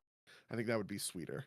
Yeah, But I think this makes the format too complicated, but I also could get on board with the thing that's like, you get to choose one of, Jeweled Lotus, Soul Ring, maybe throw a couple other things that could fit in this slot in here. And it's, yeah, different than a game changer, but like, you choose one and you're fine. But I also don't think Canadian Highlander is like that. Canadian Highlander assigns points to cards. And you have to like consult the points, and you can't go above, I think it's 10 points or something like that. I would also be okay with something like that, and like Jeweled Lotus is all 10 of your points or something like that. I don't think Jeweled Lotus is quite that strong, right? I think the problem with Jeweled Lotus is what you've pointed to, which is like, turn one, Soul Ring, land, Soul Ring, Jeweled Lotus, 5-mana commander on the board, right? Like, yeah, oh god, kill me. But I actually, my hot take is Jeweled Lotus on its own is actually not all that crazy. It's just in the right situation, it is, oppressive. So I think, like you said, swapping it out for Soul Ring, or like, having a way to like, something like, you I think it'd even be fine in the same deck, as long as like, it says, if your opening hand contains both Jeweled Lotus and Soul Ring, you must mulligan, or something like that, right? Like, you also could maybe get me there by banning a bunch of other stuff in the format. Like maybe if you banned all the fetch lands, I would also be like, okay, you can bring Jeweled Lotus back in. Do you know what I mean? Because like part of the power of this whole archetype of stuff is that like there's just a lot of powerful things you can do at kind of like low mana. So if you banned all the fetch lands in Commander and said, okay, we're no longer gonna have fetch lands in Commander, but we're gonna unban Jeweled Lotus, I actually kind of think that would be kind of okay, because you would then, I don't know, you just sort of like find another way to kind of like decrease the power level overall. I also think that Jeweled Lotus, is maybe overthinking it. Jeweled Lotus is a great thing to be controlled by the Game Changer list, right? So if you were to tell me Jeweled Lotus is off the ban list, but it's on the Game Changers list, and you can't play bracket 2 deck with it, and it has to be one of your 3 Game Changers for a bracket 3 deck, I actually sort of think Jeweled Lotus is kind of okay in that sort of scenario, because frankly, maybe it doesn't go in every one of these, right? We play in sort of bracket 2, bracket 3 pods. I actually run I do everything I can not to run Game Changers, and I have a few of them in my decks. I think it's like I have 2 Smothering Tithes, maybe. I don't have any Rhystic Studies. I don't even know what are some other Game Changers. Like I don't even remember what some of the other ones are. I guess I have Deflecting Swat, which probably doesn't even deserve to be on the list in the first place. Jeweled Lotus is worse than a lot of those cards, and I think maybe you could make the case that it's protected. But if somebody Soul Ring Jeweled Lotus 5-mana commander on turn 1, I'd be fucking furious. I would be like, this sucks. I hate it. yeah, I feel like maybe you could do like put Soul Ring and Jeweled Lotus on the Game Changers list, and like that's enough that like, once every 30 games, when your bracket 3 deck, which only has Jeweled Lotus and uses its Game Changers budget for Jeweled Lotus and Soul Ring, that it like cheats out your big commander. And even then, it's like turn 1 Jeweled Lotus Soul Ring only gets out a monocolor commander, right? Like, That's true. Yeah. I think that's probably a fair enough trade-off. I actually think that's correct. I think that's how I would do it. If it were me, I would go Soul Ring is on the Game Changers list. Jeweled Lotus is on the Game Changers list. And if you want to be in bracket 3, you're using 2 of your 3 Game Changer slots on these fast mana. Yeah, that's great. I would be into that. I don't think anybody else would. I think everybody would be mad about it. I think everybody would go, this is, oh, this is bullshit kind of thing. Yeah. Like now all of my, but I actually kind of wish that more people pulled Soul Rings out of their decks in the first place. So I think pulling a Soul Ring out of a deck in order to bring it down to bracket 2 wouldn't be actually a really good thing for the format in general. So yeah, I think I would unban Jeweled Lotus, and I would Game Changer Soul Ring at the same time if I were to All right. All right. Next up is Caracas. Oh, Caracas is hilarious. Yeah, it's a land. Tap, add a mana, add a white mana, or tap, return target legendary creature to its owner's hand. I This nobody I think has ever played. I think it was part of the inaugural bands because it is so good. Yeah, You know. yeah, it is just too much. It's removal. It's save yourself from commander attacks, right? Like, um, it is. Yeah, I don't know what else you could say about this. Uh, Yeah. was this must have been made before like Commander was like as popular as it was, right? Like, it's Oh, absolutely. Caracas is a super old card. Caracas, wicked. I think. Where did you come out, buddy? View all printed 1994. editions. Yeah. So, is it an Arabian Nights card? I guess. It actually doesn't say. What Masters Edition 3? I do not understand. Oh, there's actually a Caracas. They printed Caracas in Lord of the Rings Commander. Are you kidding? Did they really? Um, yeah. How did they print it? It was That's banned in 2008. Tales of Middle-earth Commander. I don't understand. This is from Legends, by the way. Which makes sense because Legends is where they introduce creature type. Okay. Yeah, so the White Tower of Ecthelion is Caracas, I guess. I cannot believe they printed a banned card. This doesn't make any sense to me. How is this in the thing? Is this like a? I guess I mean, yeah, Oh, I is don't know. Tales of It Middle is Earth wild to me. like a not like a real? Is Tales of Middle Earth not the thing we're thinking it is? Uh yeah, maybe. Oh, Tales of Middle Earth is mix and match two packs. It is. It's like a precon thing, I guess. Like, Huh. uh, Yeah, the thing that's wild about it is that it has the command because there's two set symbols for Middle Earth. There's the normal one, which was like the draftable set, and then there's the commander one, which yeah, is the cards that they put in the commander deck. So like my Frodo Sam Lord of the Rings deck is like that second one. It has that second mana symbol. It has that second symbol. It doesn't have the first one. But I don't know. Yeah, maybe. yeah. We'll figure this out at some other point because that's I don't know. Where this is already going on, we don't need to go investigate the history of Yeah, Caracas. Caracas too crazy. Nobody would go there. Next on the list, Leovold, Emissary of Trest. This is another each opponent can't draw more than one card each turn, and you windfall, and everybody loses all their cards.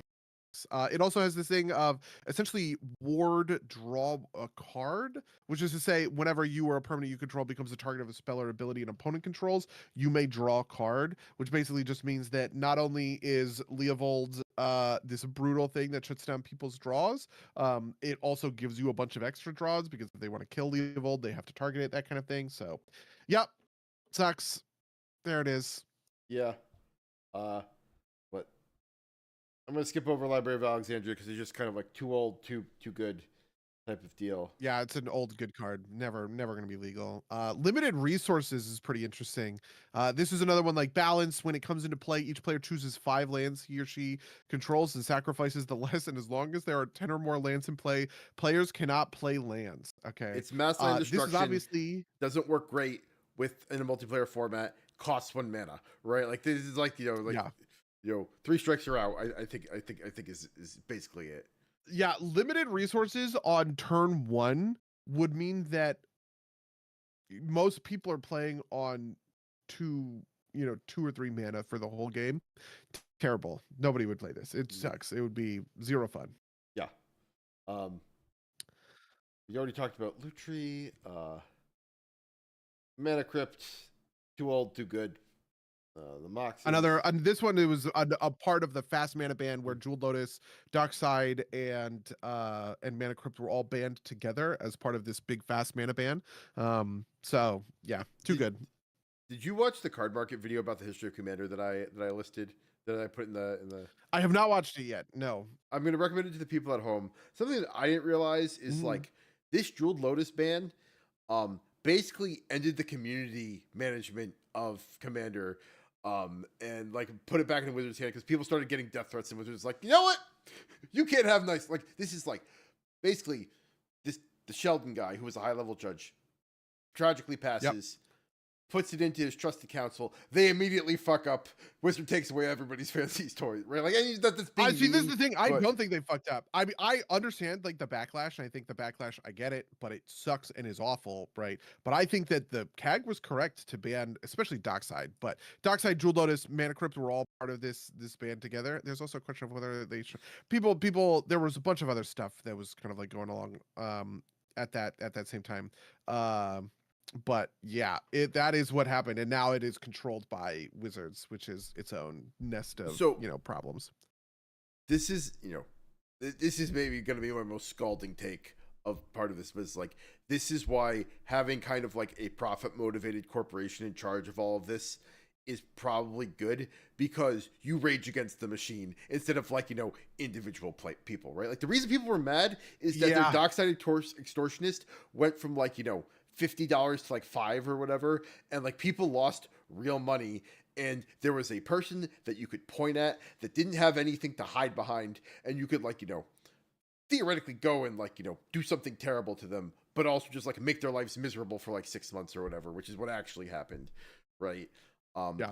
And, having, like John Hasbro be the person that you like shake your fist at, right? But like, ultimately, he's kind of a faceless goon, right? Like, is probably better in the long run for like, the health of like, the real human beings behind all of this. Yeah, I absolutely think that, I don't know. I think that is true. I'm glad that all of those cards are banned, and I hope they stay banned. A lot of people have been asking for these unbans, especially Jeweled Lotus, but like I said, I feel like Jeweled Lotus, you have to give and take it in order to put Jeweled Lotus back, basically. Especially partially is Jeweled Lotus at the mythic rare slot where it's like $80 or something like that. Like, fuck that, man. Like, you would have to find a way to make it much more ubiquitous to have it come back, I think. Yeah.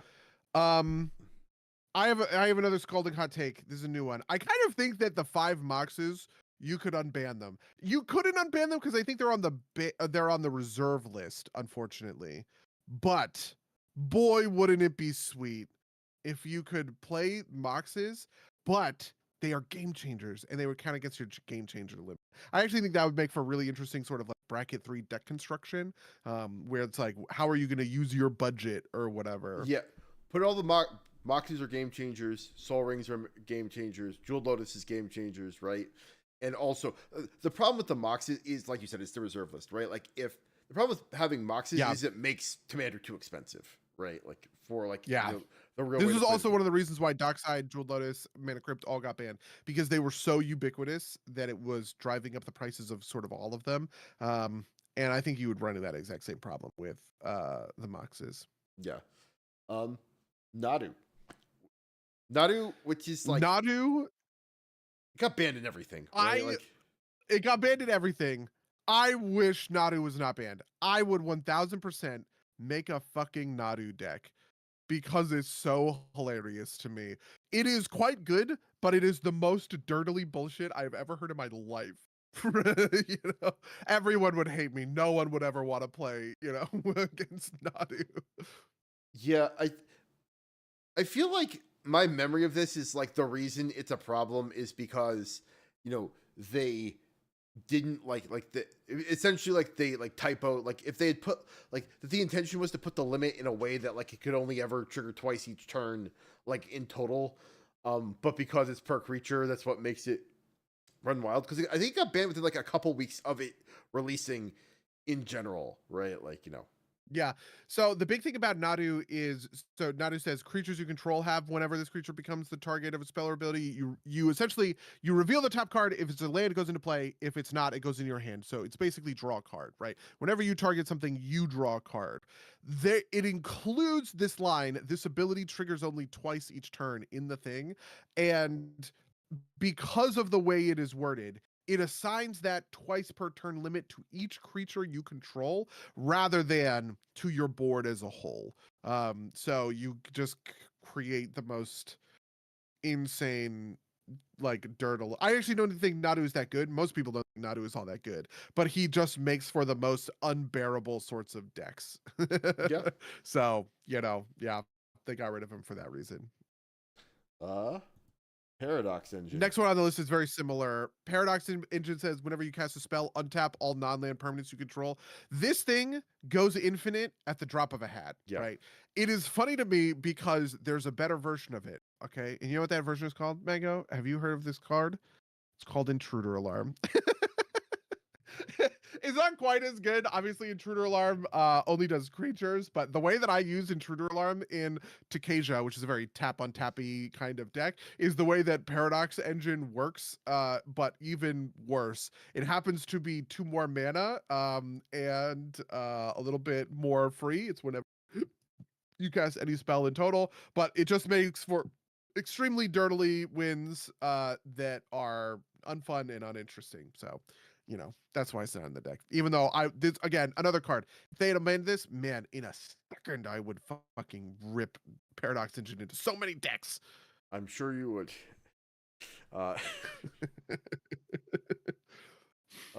Primeval Titan. This is the one that people think, or that I think at Distraction was talked about maybe coming off the ban list.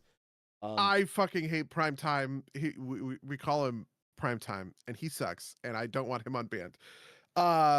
Mostly because if you read him, right, it says when he enters or attacks, you may search your library for up to 2 land cards. Okay. If it was basics, okay, you could get me. This would be amazing, right?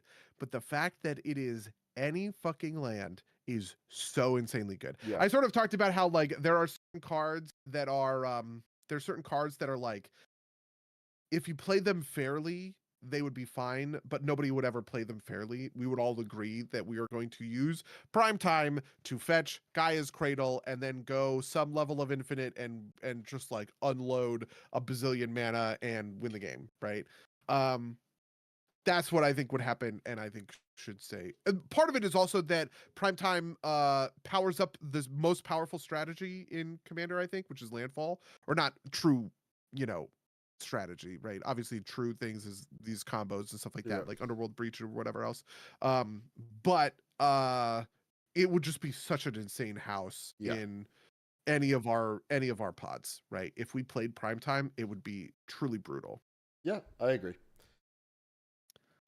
Prophet of Crufix. Untap all creatures and lands you control during each other player's untap step. You may cast creature cards as though they had flash. It is basically like I'm furious. Alarm on a stick, right? Like it's actually not. It is Vidalcan Orrery plus what's the other one? Seedborn Muse is the way that it works. But I am furious that it is banned. I want it unbanned. I would love this card. This is my kind of card. You put it in you put it into Takasia and you dirtle for 6 hours. Yes, we exactly. You put it into Takasia and it is just like the greatest dirtle engine I've ever heard. Oh my god, so fun. I unban it for me, please. Terrible. Don't do this. Terrible idea. Fair enough. Recurring Nightmare. This feels this is an older card. Sacrifice a creature, return a recurring nightmare to its owner's hand, put target creature card from your graveyard into play. Play its ability as a sorcery. This is one of those kind of like, you have to run counters to stop it type cards. It is the most powerful recursion engine that they've ever printed in Magic, and it's because of the returning it to your hand. Because it is this enchantment that keeps coming back into your hand, it basically means that all you need is this in order to do as much recursion as you want. Reanimate, when you reanimate something, it just dies. Like the sorcery you use, or I guess I'm thinking animate dead or whatever. No, I am thinking reanimate. When you reanimate something, it pulls it out of the graveyard, and then you have to find a new recursion card to pull something else out of the yard, right? Recurring Nightmare, I just think is too much for that. It also combos in complicated ways, is another thing that I understand. So, yeah. Yeah, makes sense. Raphalos, we talked about this. too powerful. You know, too much mana, too fast. He basically doubles all your mana in a mono green deck, right? Like, I don't know. I feel like I don't know. Yeah, Maybe Raphaelos would be fair. yeah, 2 mana, tap 1 for each forest. You have to play it in the mono decks, but I don't know. Yeah. yeah, You could maybe get me that Raphaelos deserves to come off the list. Part of it is that you can put him in the command zone. It's like putting Gaia's Cradle in the command zone, but even better. I'm even more powerful Gaia's Cradle in the command zone. And that I think is the spooky part, you know. yeah, So yeah. but it is a very old card. It was on the ban list when I started playing. So it must have gone on one of the like inaugural ban lists, basically. So Yeah. We already talked about Shirazad, Sundering Titan. oh, this one's hilarious. Yeah, And by hilarious I mean it's awful. like choose a land of each basic land type and destroy those lands. I guess if you loop it, it becomes a problem. It is an enters and leaves triggers too. So if you blink it, you get it twice. I don't know. The Sundering Titan I don't actually think is all that good.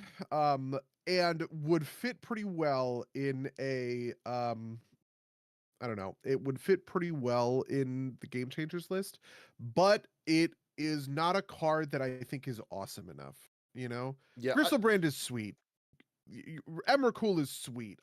Those cards make a player do a cool thing that I think that it sucks, but like the table can also get behind that in a way. Sundering Titan just sucks. Like yeah, I don't think you make a good game by playing Sundering Titan. yeah. I think Sundering Titan could pretty safely come off the ban list just because he's mass land destruction that automatically puts him at like bracket 4 or above. I think it's one of these things where like he is not good enough to like put on, to like B and C EDH, and also is like unfun, and so like there's just no reason to take him off the ban list, right? Like I think that's basically it. Next is Sylvan Primordial. 6/8/7 mana, 5 and 2 green. Reach. When Sylvan Primordial enters the battlefield for each opponent, destroy target non-creature permanent that player controls. For each permanent, destroy the space at your library for a forest card, put that onto the battlefield tapped. Then shuffle your library. Yeah. Part of the Primordial set, and I like all of the Primordials except for this one. It seems too good. It's wild that you get the forest. Do you know what I mean? Yeah. It comes in, it blows up 3 things, 1 thing each on your opponent's boards, and then you get to ramp 3 times is kind of crazy. But I don't actually think it's all that powerful. If they were to unban this one, I would not think it's that bad because this is pretty game changer level. I don't know. Yeah. I also think, funnily enough, I think it'd mostly be fine, partly because the number of decks at the level that you run it at that are running, like I feel like you just run out of forest pretty quickly. Like even if you like hyper ramped it, you just like wouldn't actually ramp that hard. Yep. Time Vault and Time Walk are 2 mana extra turns. That's like I don't think we need to talk about those, right? Like Tinker we already talked about. Tinker we already talked about. Even better now, actually, because you would tinker a Blightsteel Colossus, which would just like kill 1 person immediately. Yeah. Brutal. Cerryan Academy also just never. Trade Secrets. This is a great one. I love Trade Secrets.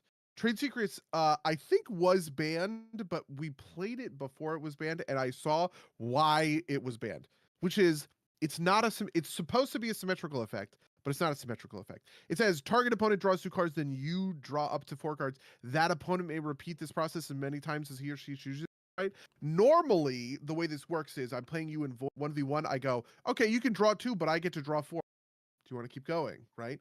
Well, in Commander, yeah, I keep fucking going because I'm creating a huge differential between. Sure, you're getting more than me, but the 2 of us are gonna boom. We're gonna do it for 40 cards or something, and the other 2 players are just gonna get absolutely hosed by it. So because it is not kind of symmetrical to the 4-player nature of Commander, that's why you just can't play Trade Secrets. Yeah, that makes but sense. It is awesome. Yeah.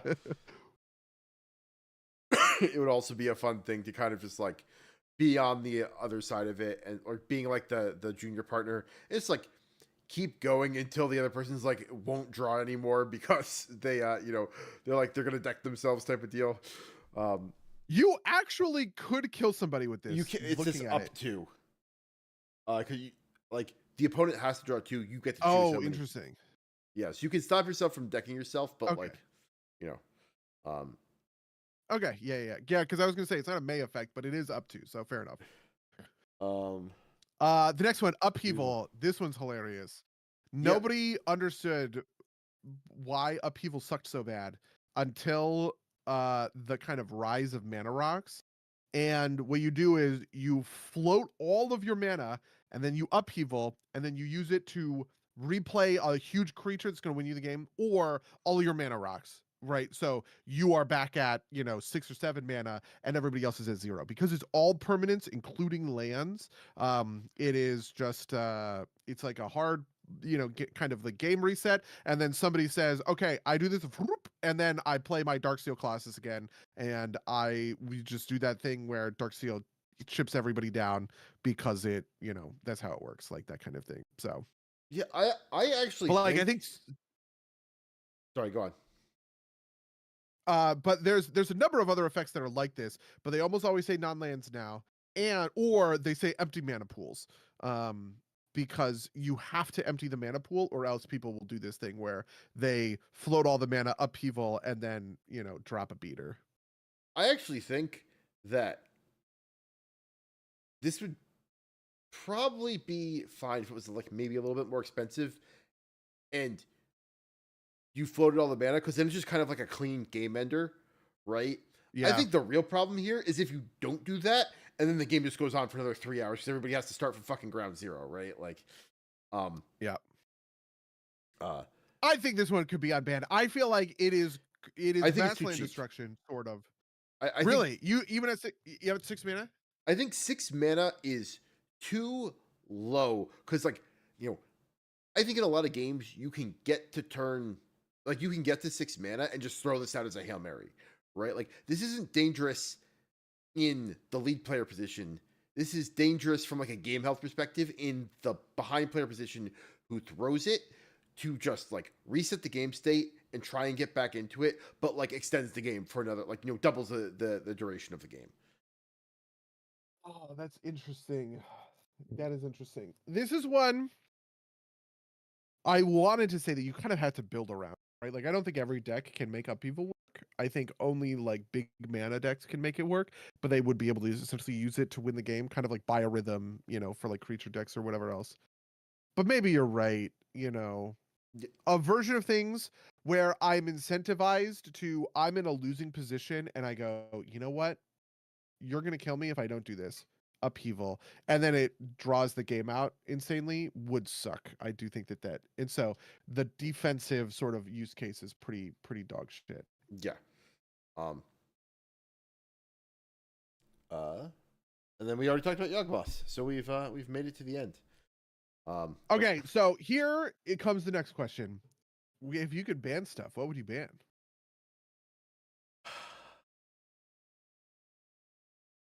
Because the big piece of this was wrist. They were talking about Ristic study. They were talking about Thoracle, right?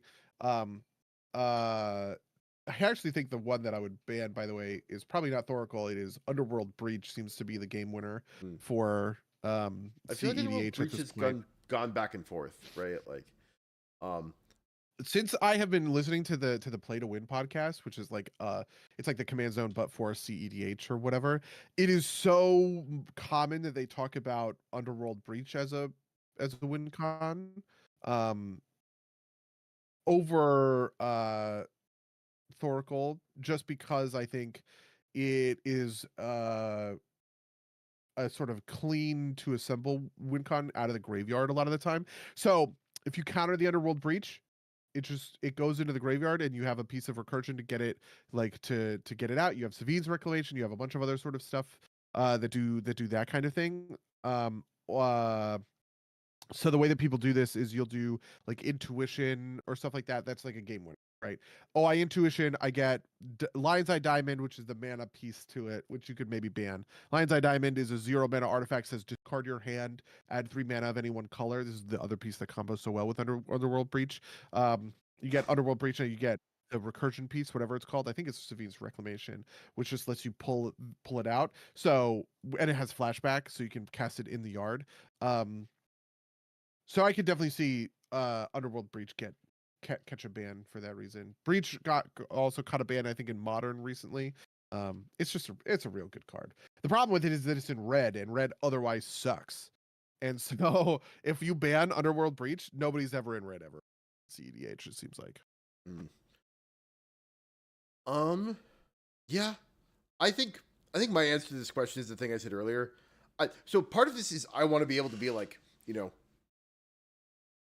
put this in the lab, right? And like, see how it works out and see if this is a good idea or bad idea. But like, going off of this kind of like, this is just kind of like what my heart is. I would love to try for a year, ban all I win the game conditions, like we talked about earlier, right? Like, oh, sure. Yeah. You have to, just to kind of see how that plays out and see how that affects everything. And see how people feel about that in general, because I think that could be an interesting change at least. Yeah, I would be really interested where he goes. I bet you would see a lot of storm winds. Yeah, Where you would have Ral or something like that. Is I think like the premier storm deck. It's interesting that combat damage is so hard to win off of, right? But you'd probably be able to find some kind of combo. It's like when I've won a couple, not Stella games off of kind of a sort of infinite combo where Stella can put a million spells on the stack and you can like gutter snipe people out on that. Maybe like that's certainly a 3-card combo, but it's not incredibly hard to assemble. I don't know. It's complicated. I wonder what you would do. yeah. I also wonder if there's a way to like, I don't know. What about for our group specifically? Yeah, see, this is the thing. There are conditions I would want to. I think part of this too is like our experience. I think is pretty weirdly shaped by the fact that we consistently have like between 5 and 6 players, which we've talked about as being like a very suboptimal way to play Commander. Yeah, for our group in particular, I don't know. Like part of the problem is with our group is like I think we're at a point where like I'm not super frustrated by anything that happens in the pod except for like timing issues, right? Like, if you ask Mango to add a list, a rule to the commander format, it would be like chess clocks, right? Like, or something like that.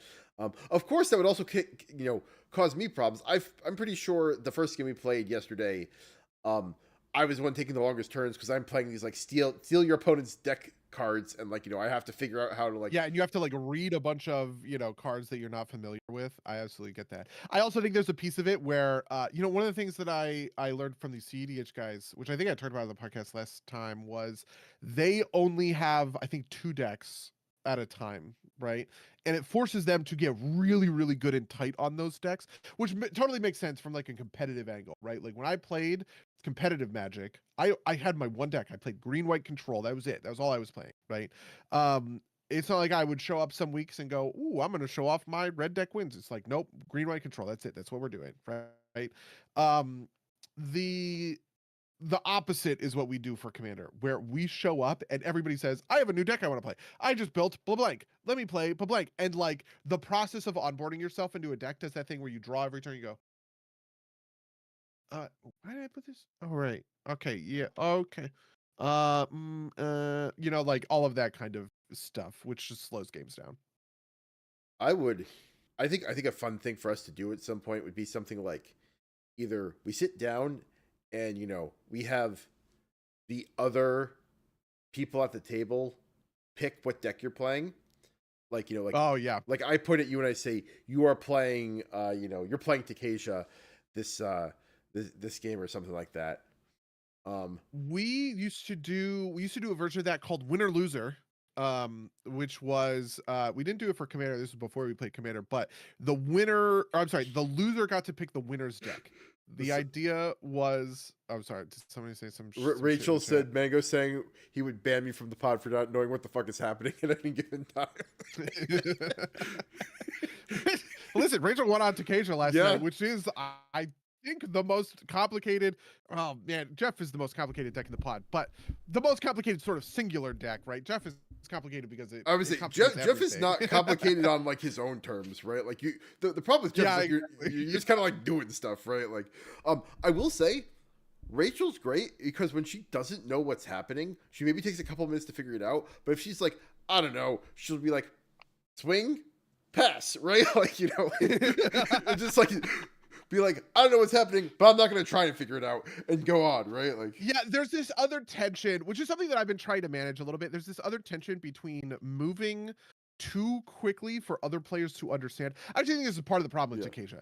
With Takesha, what I want to be able to do is move very quickly. I can take my Takesha turns extremely quickly. This was part of what I was very salty, and I was timing everyone's turns, and Cerryan was taking longer turns than me, but was mad at the amount of turns that, or the amount of time that I was taking up on Takesha, which I don't think is fair.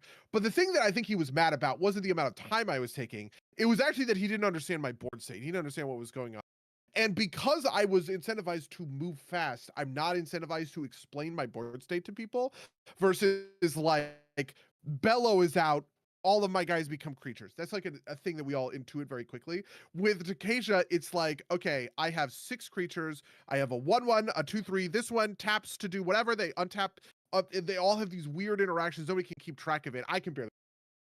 So there's this like other piece about it that's like, do can I have the mental bandwidth to keep up with an enemy state? Not all the time.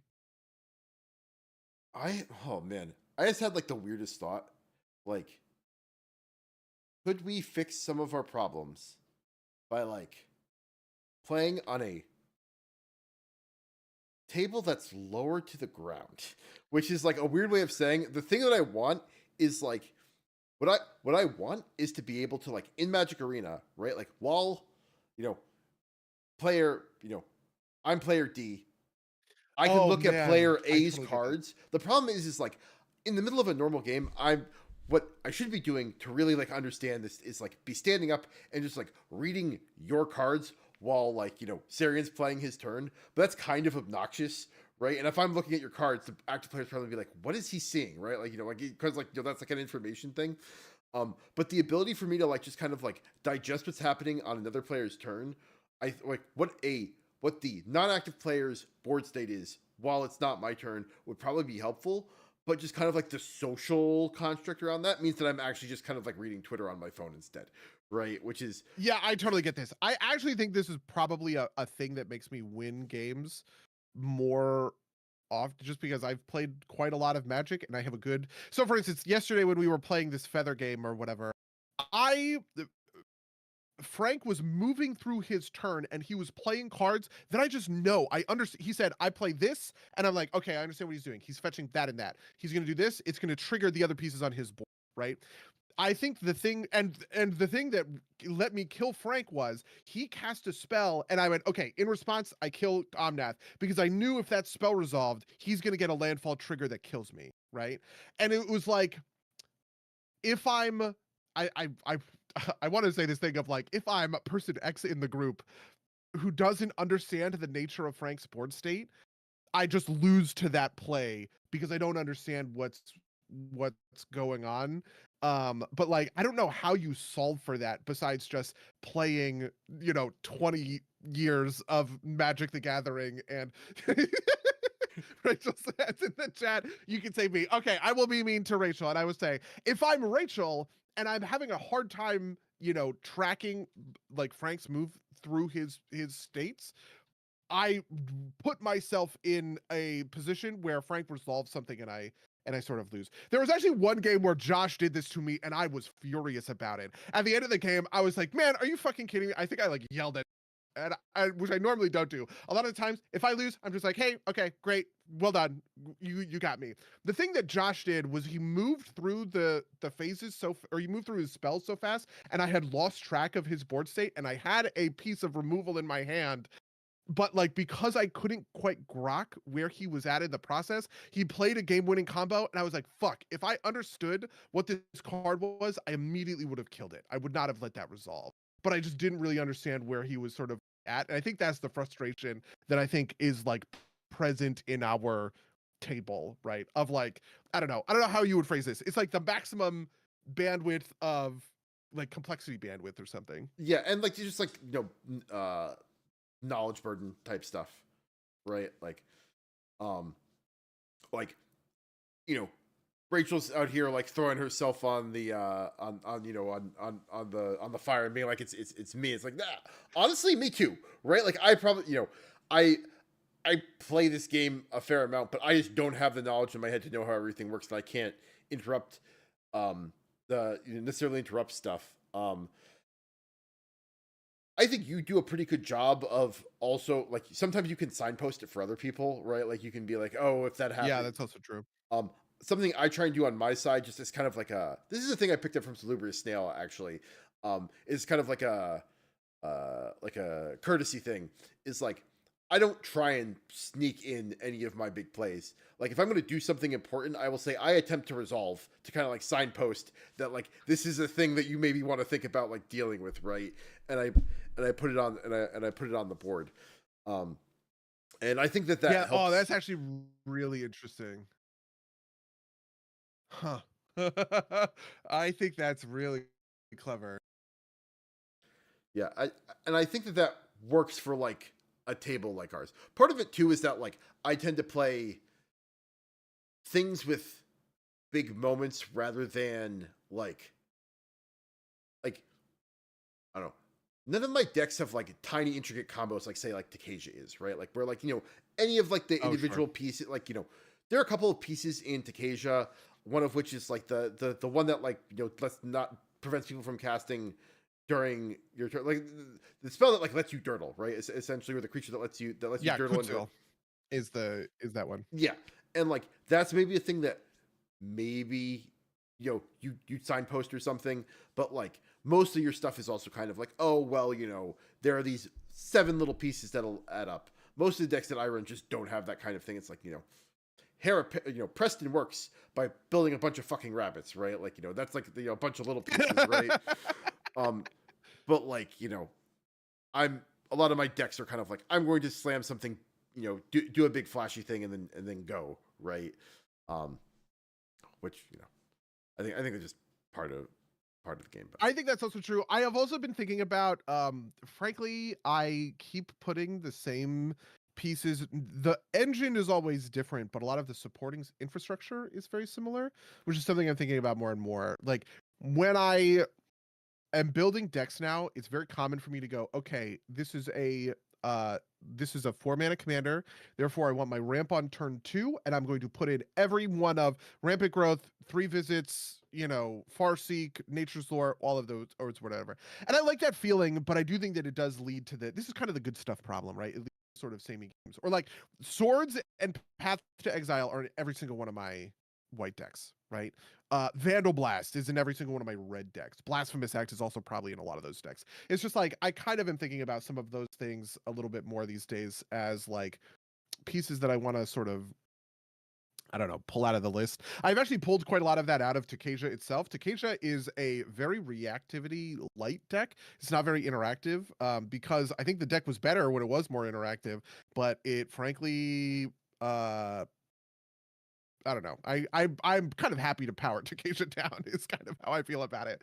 And so when I have been adding in like greed pieces, just like in a tinker way, so like the Planetarium of Wanchi Tong as like a surveil thing with it, I was like, well, what do I pull out for that? And I think I pulled out I actually think I pulled out ramp for that. I think I pulled out anyway, so this is definitely like part of I think the kind of the calculus of, and it's part of why I want to do stuff like the 200 deck thing. Yeah, God, the 200 deck thing sounds so stupid and fun. Yeah, for me, part of the way I kind of like limit myself is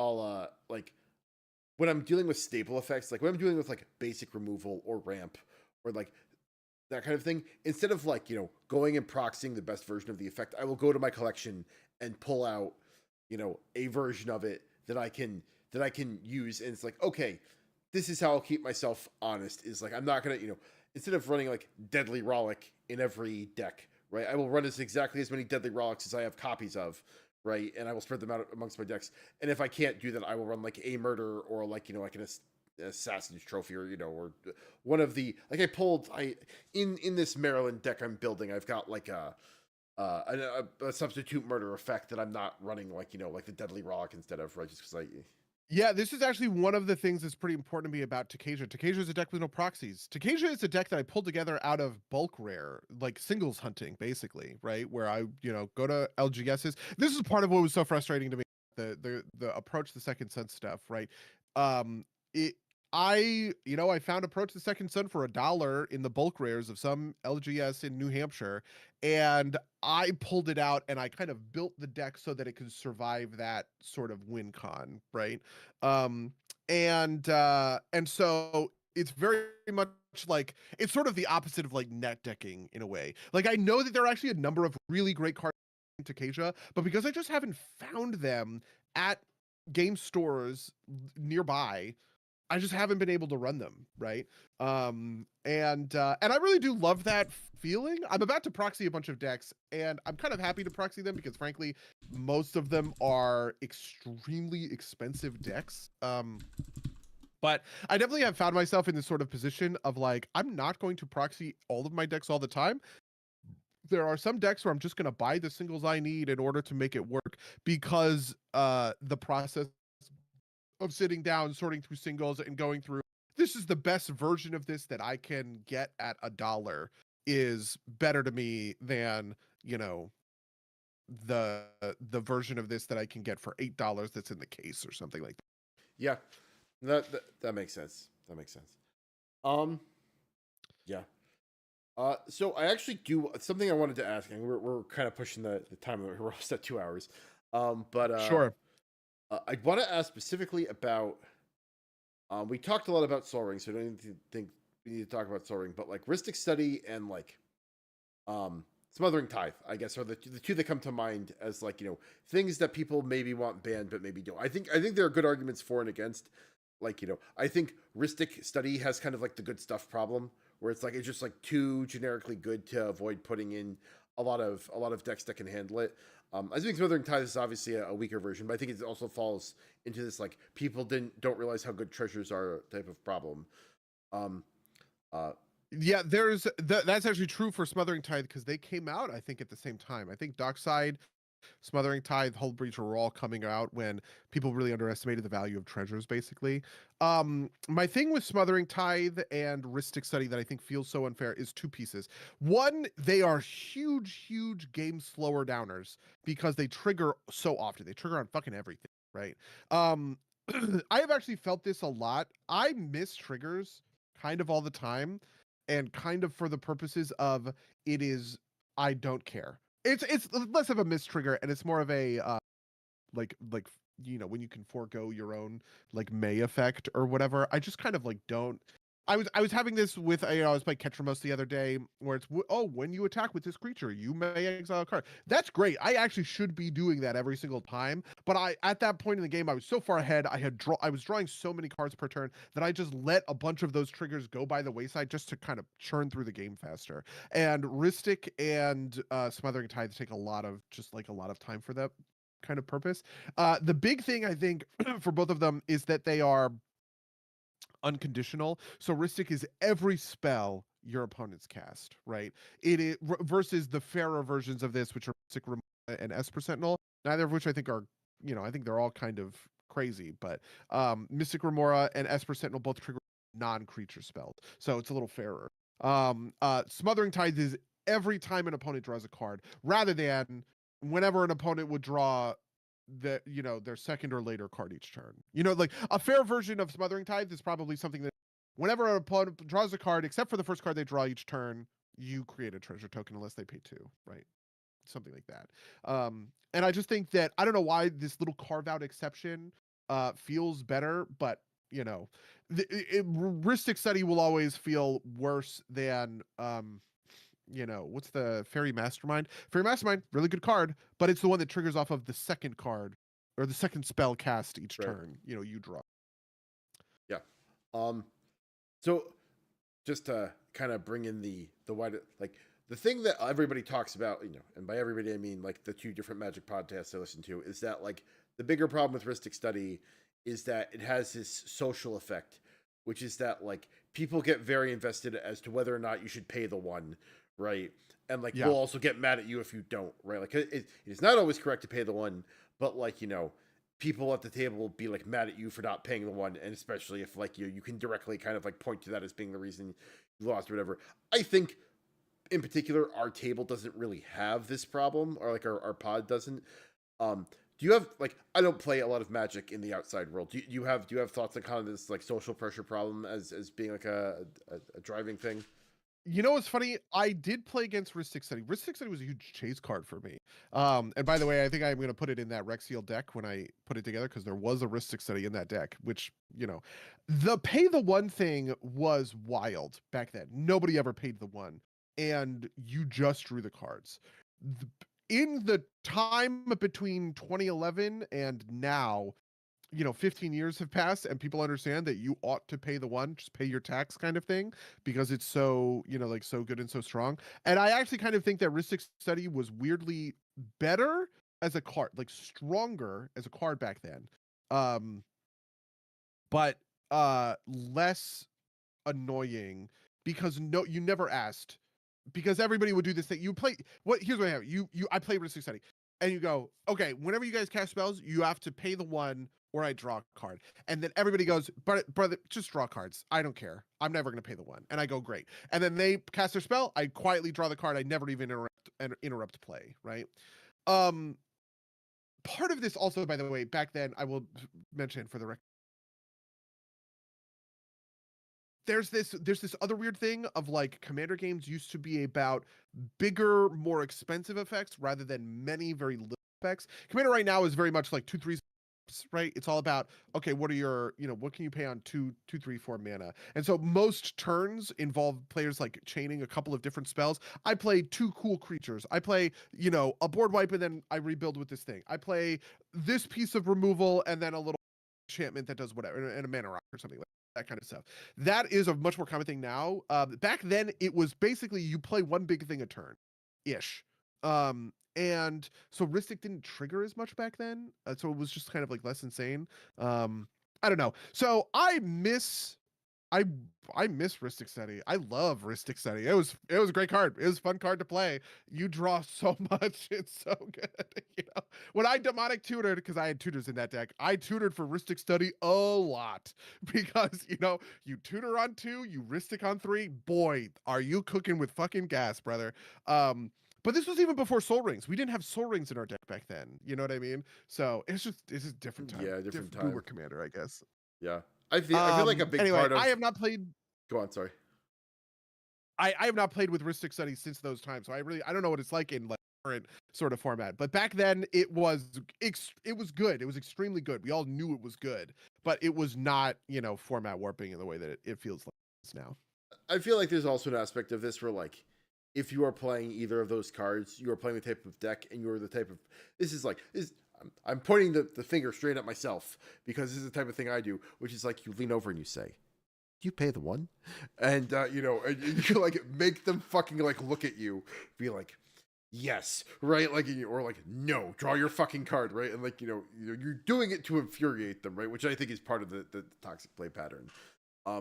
Yeah, I'm very excited to play these cards. That the Rexiel deck is going to be bracket. I actually think it'll be bracket 3. Wait, what's on the fucking bracket list? Hold on, let me see. Changers, Scry, Fall. I'm pretty sure it's going to be bracket 4, because it played a couple of the tutors. Yeah, see, there it is. Consecrated Sphinx was in that deck. So it had Consecrated Sphinx. Rhystic Study was in that deck. Mystical Tutor was on that deck. Demonic Tutor, and Vampiric Tutor. Those are 4. Yeah, so that deck absolutely had 4. Did I play any of these? I didn't play any of these lands. I didn't play any of these artifacts. But that deck is going to suck. When I build that deck and you guys see, buddy, this deck is dog shit. What you know, it just ran so many cards that like now I'm just like, why would I ever run something that is this expensive and bad? No, I think But you know, we'll see. I think back on like how we played. I remember like like 4 or 5 years ago at this point when like when you were still in California and we were playing Commander once a year at PAX when you had to come out for work, right? And it was like Yeah. the two best decks in the pod are like AC and ninjas. What And Eureka, and yeah. Eureka, right? And like I think at the time we were like, yeah, maybe they're bracket 4, and then we're like, no, they're terrible, right? Like they're like but it's like we just like didn't play enough to know. It's like this part of it's like times were simpler then. And like AC, I like AC. I think it's like a deck with good potential, but so much of that deck is just like me pulling what I had out of my collection, right? It was so unoptimized just because like I had a bunch of landfall cards because I ran like a couple like in the first Zendikar, I ran like a landfall Valakut deck, right? So I had a bunch of cards to pull from to pull from that, but like it was just like it's so unoptimized, but it's like couldn't see the world. And I think part of that is that like we also kind of like rode Commander up the escalator with everybody else, right? Like we started playing. Yeah, the interesting thing is I think Eureka is a much worse deck now. I think that deck was a terror. I mean, Eureka's still a good deck, right? It wins games, I don't play it as often as I used to.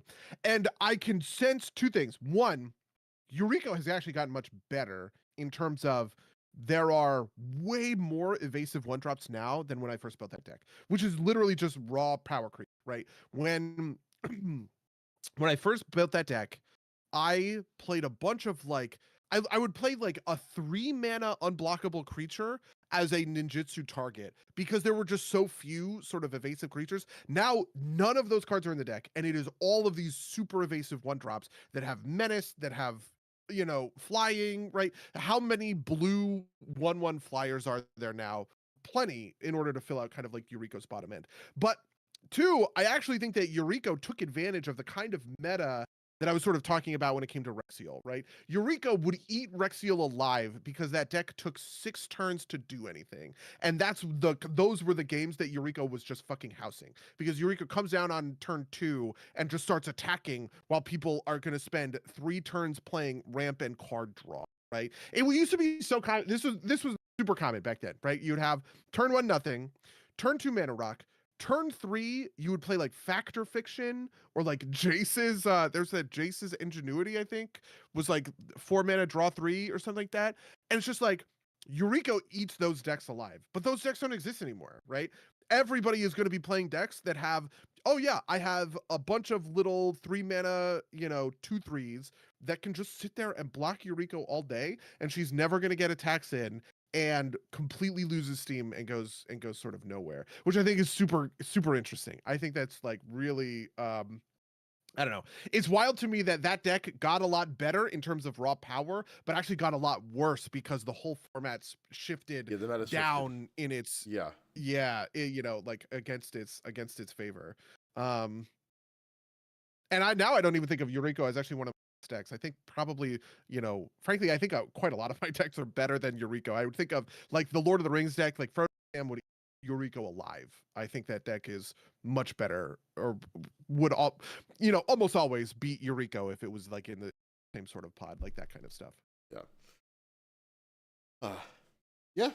I think just to kind of close this out, 2 things I would like to try as a group is, we pick each other's decks. Also, a thing I'd like to try is like I pull a deck out and you pick a deck of your own to pass to somebody else to play. Like I want to see you play, like because you do all these Dudley decks, you can play just Preston, right? Like you just have to like, fucking like hit people with rabbits, right? Like, or like this was the winner loser thing. We used to play winner loser because it was it was like the loser got to it was essentially a handicap. The loser got to say, okay, you won, Therefore, you have to play your worst deck. And it was sort of a thing of like, we actually took it from Smash. We used to do this in Smash. If you won a game of Smash, the loser, which was actually second place, was the last person out, which was, we called him the loser, but it's not quite.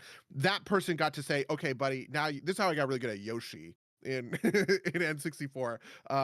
They say, now, buddy, you have to play Yoshi, right? Like the worst character. And I think something similar on like, okay, yeah, if I house somebody with Feather, and then, you know, they go, okay, I want you to play, I don't know, whatever, some other deck, Stella or something like that. I obviously it's a little fairer because I would have all of my decks, and they, you know, like you're choosing from amongst my decks, and maybe people would understand them or sort of not. But I definitely think that that's a great, I don't know, I think Yeah. that's a great fun thing to do. And part of this for me is like this is not like a like a power balancing thing. This is kind of like a I like, oh, this is a thing like I think it's fun to play against, right? Like if I find like if we're playing with Cerryan and he's like, I don't like when you approach the second song with Takesia, I would like you to play a deck that I enjoy playing against more.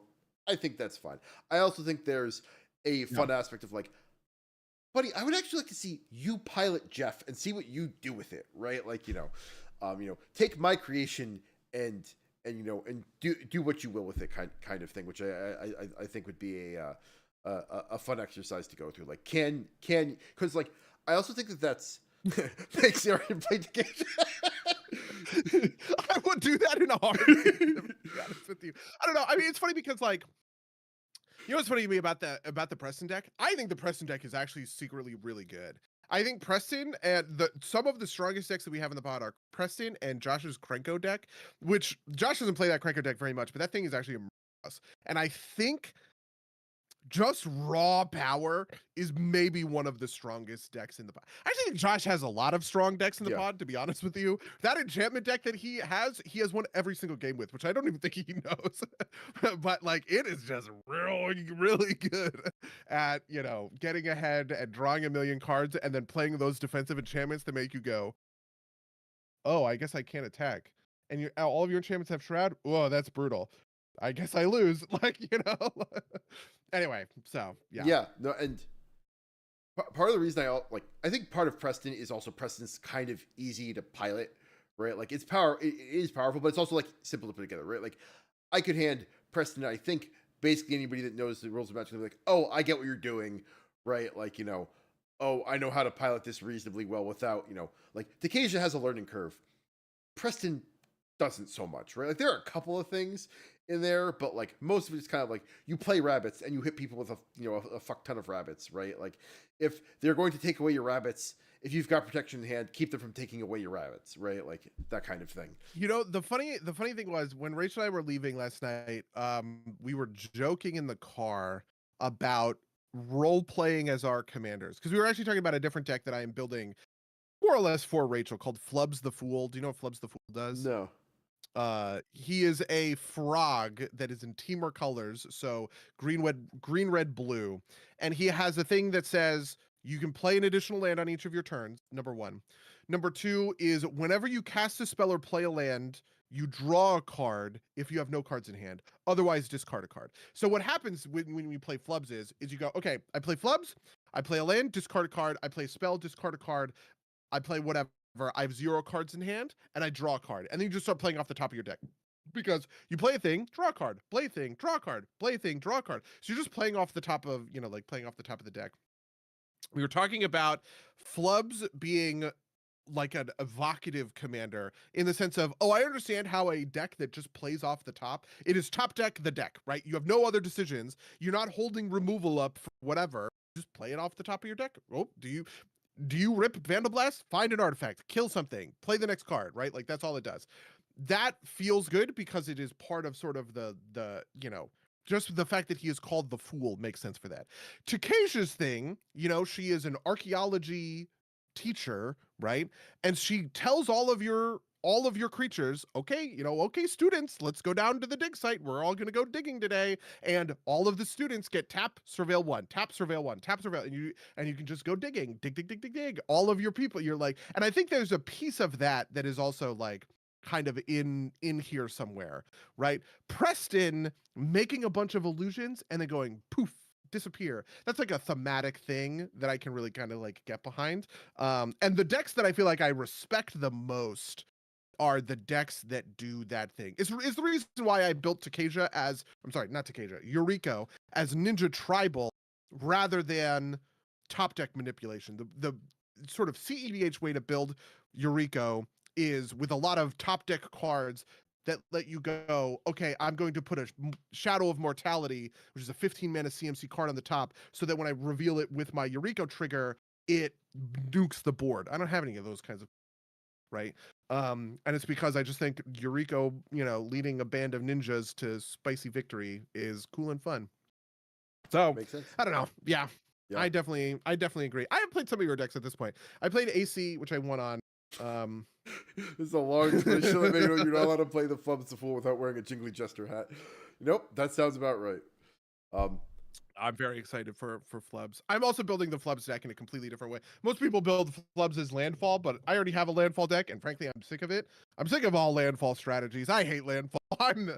I'm anti-landfall at this point. And so I'm super into making a very different version of Flubs.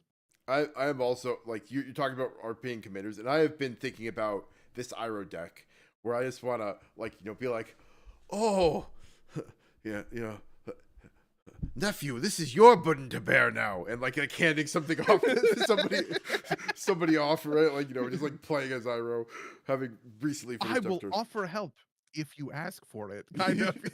Yeah.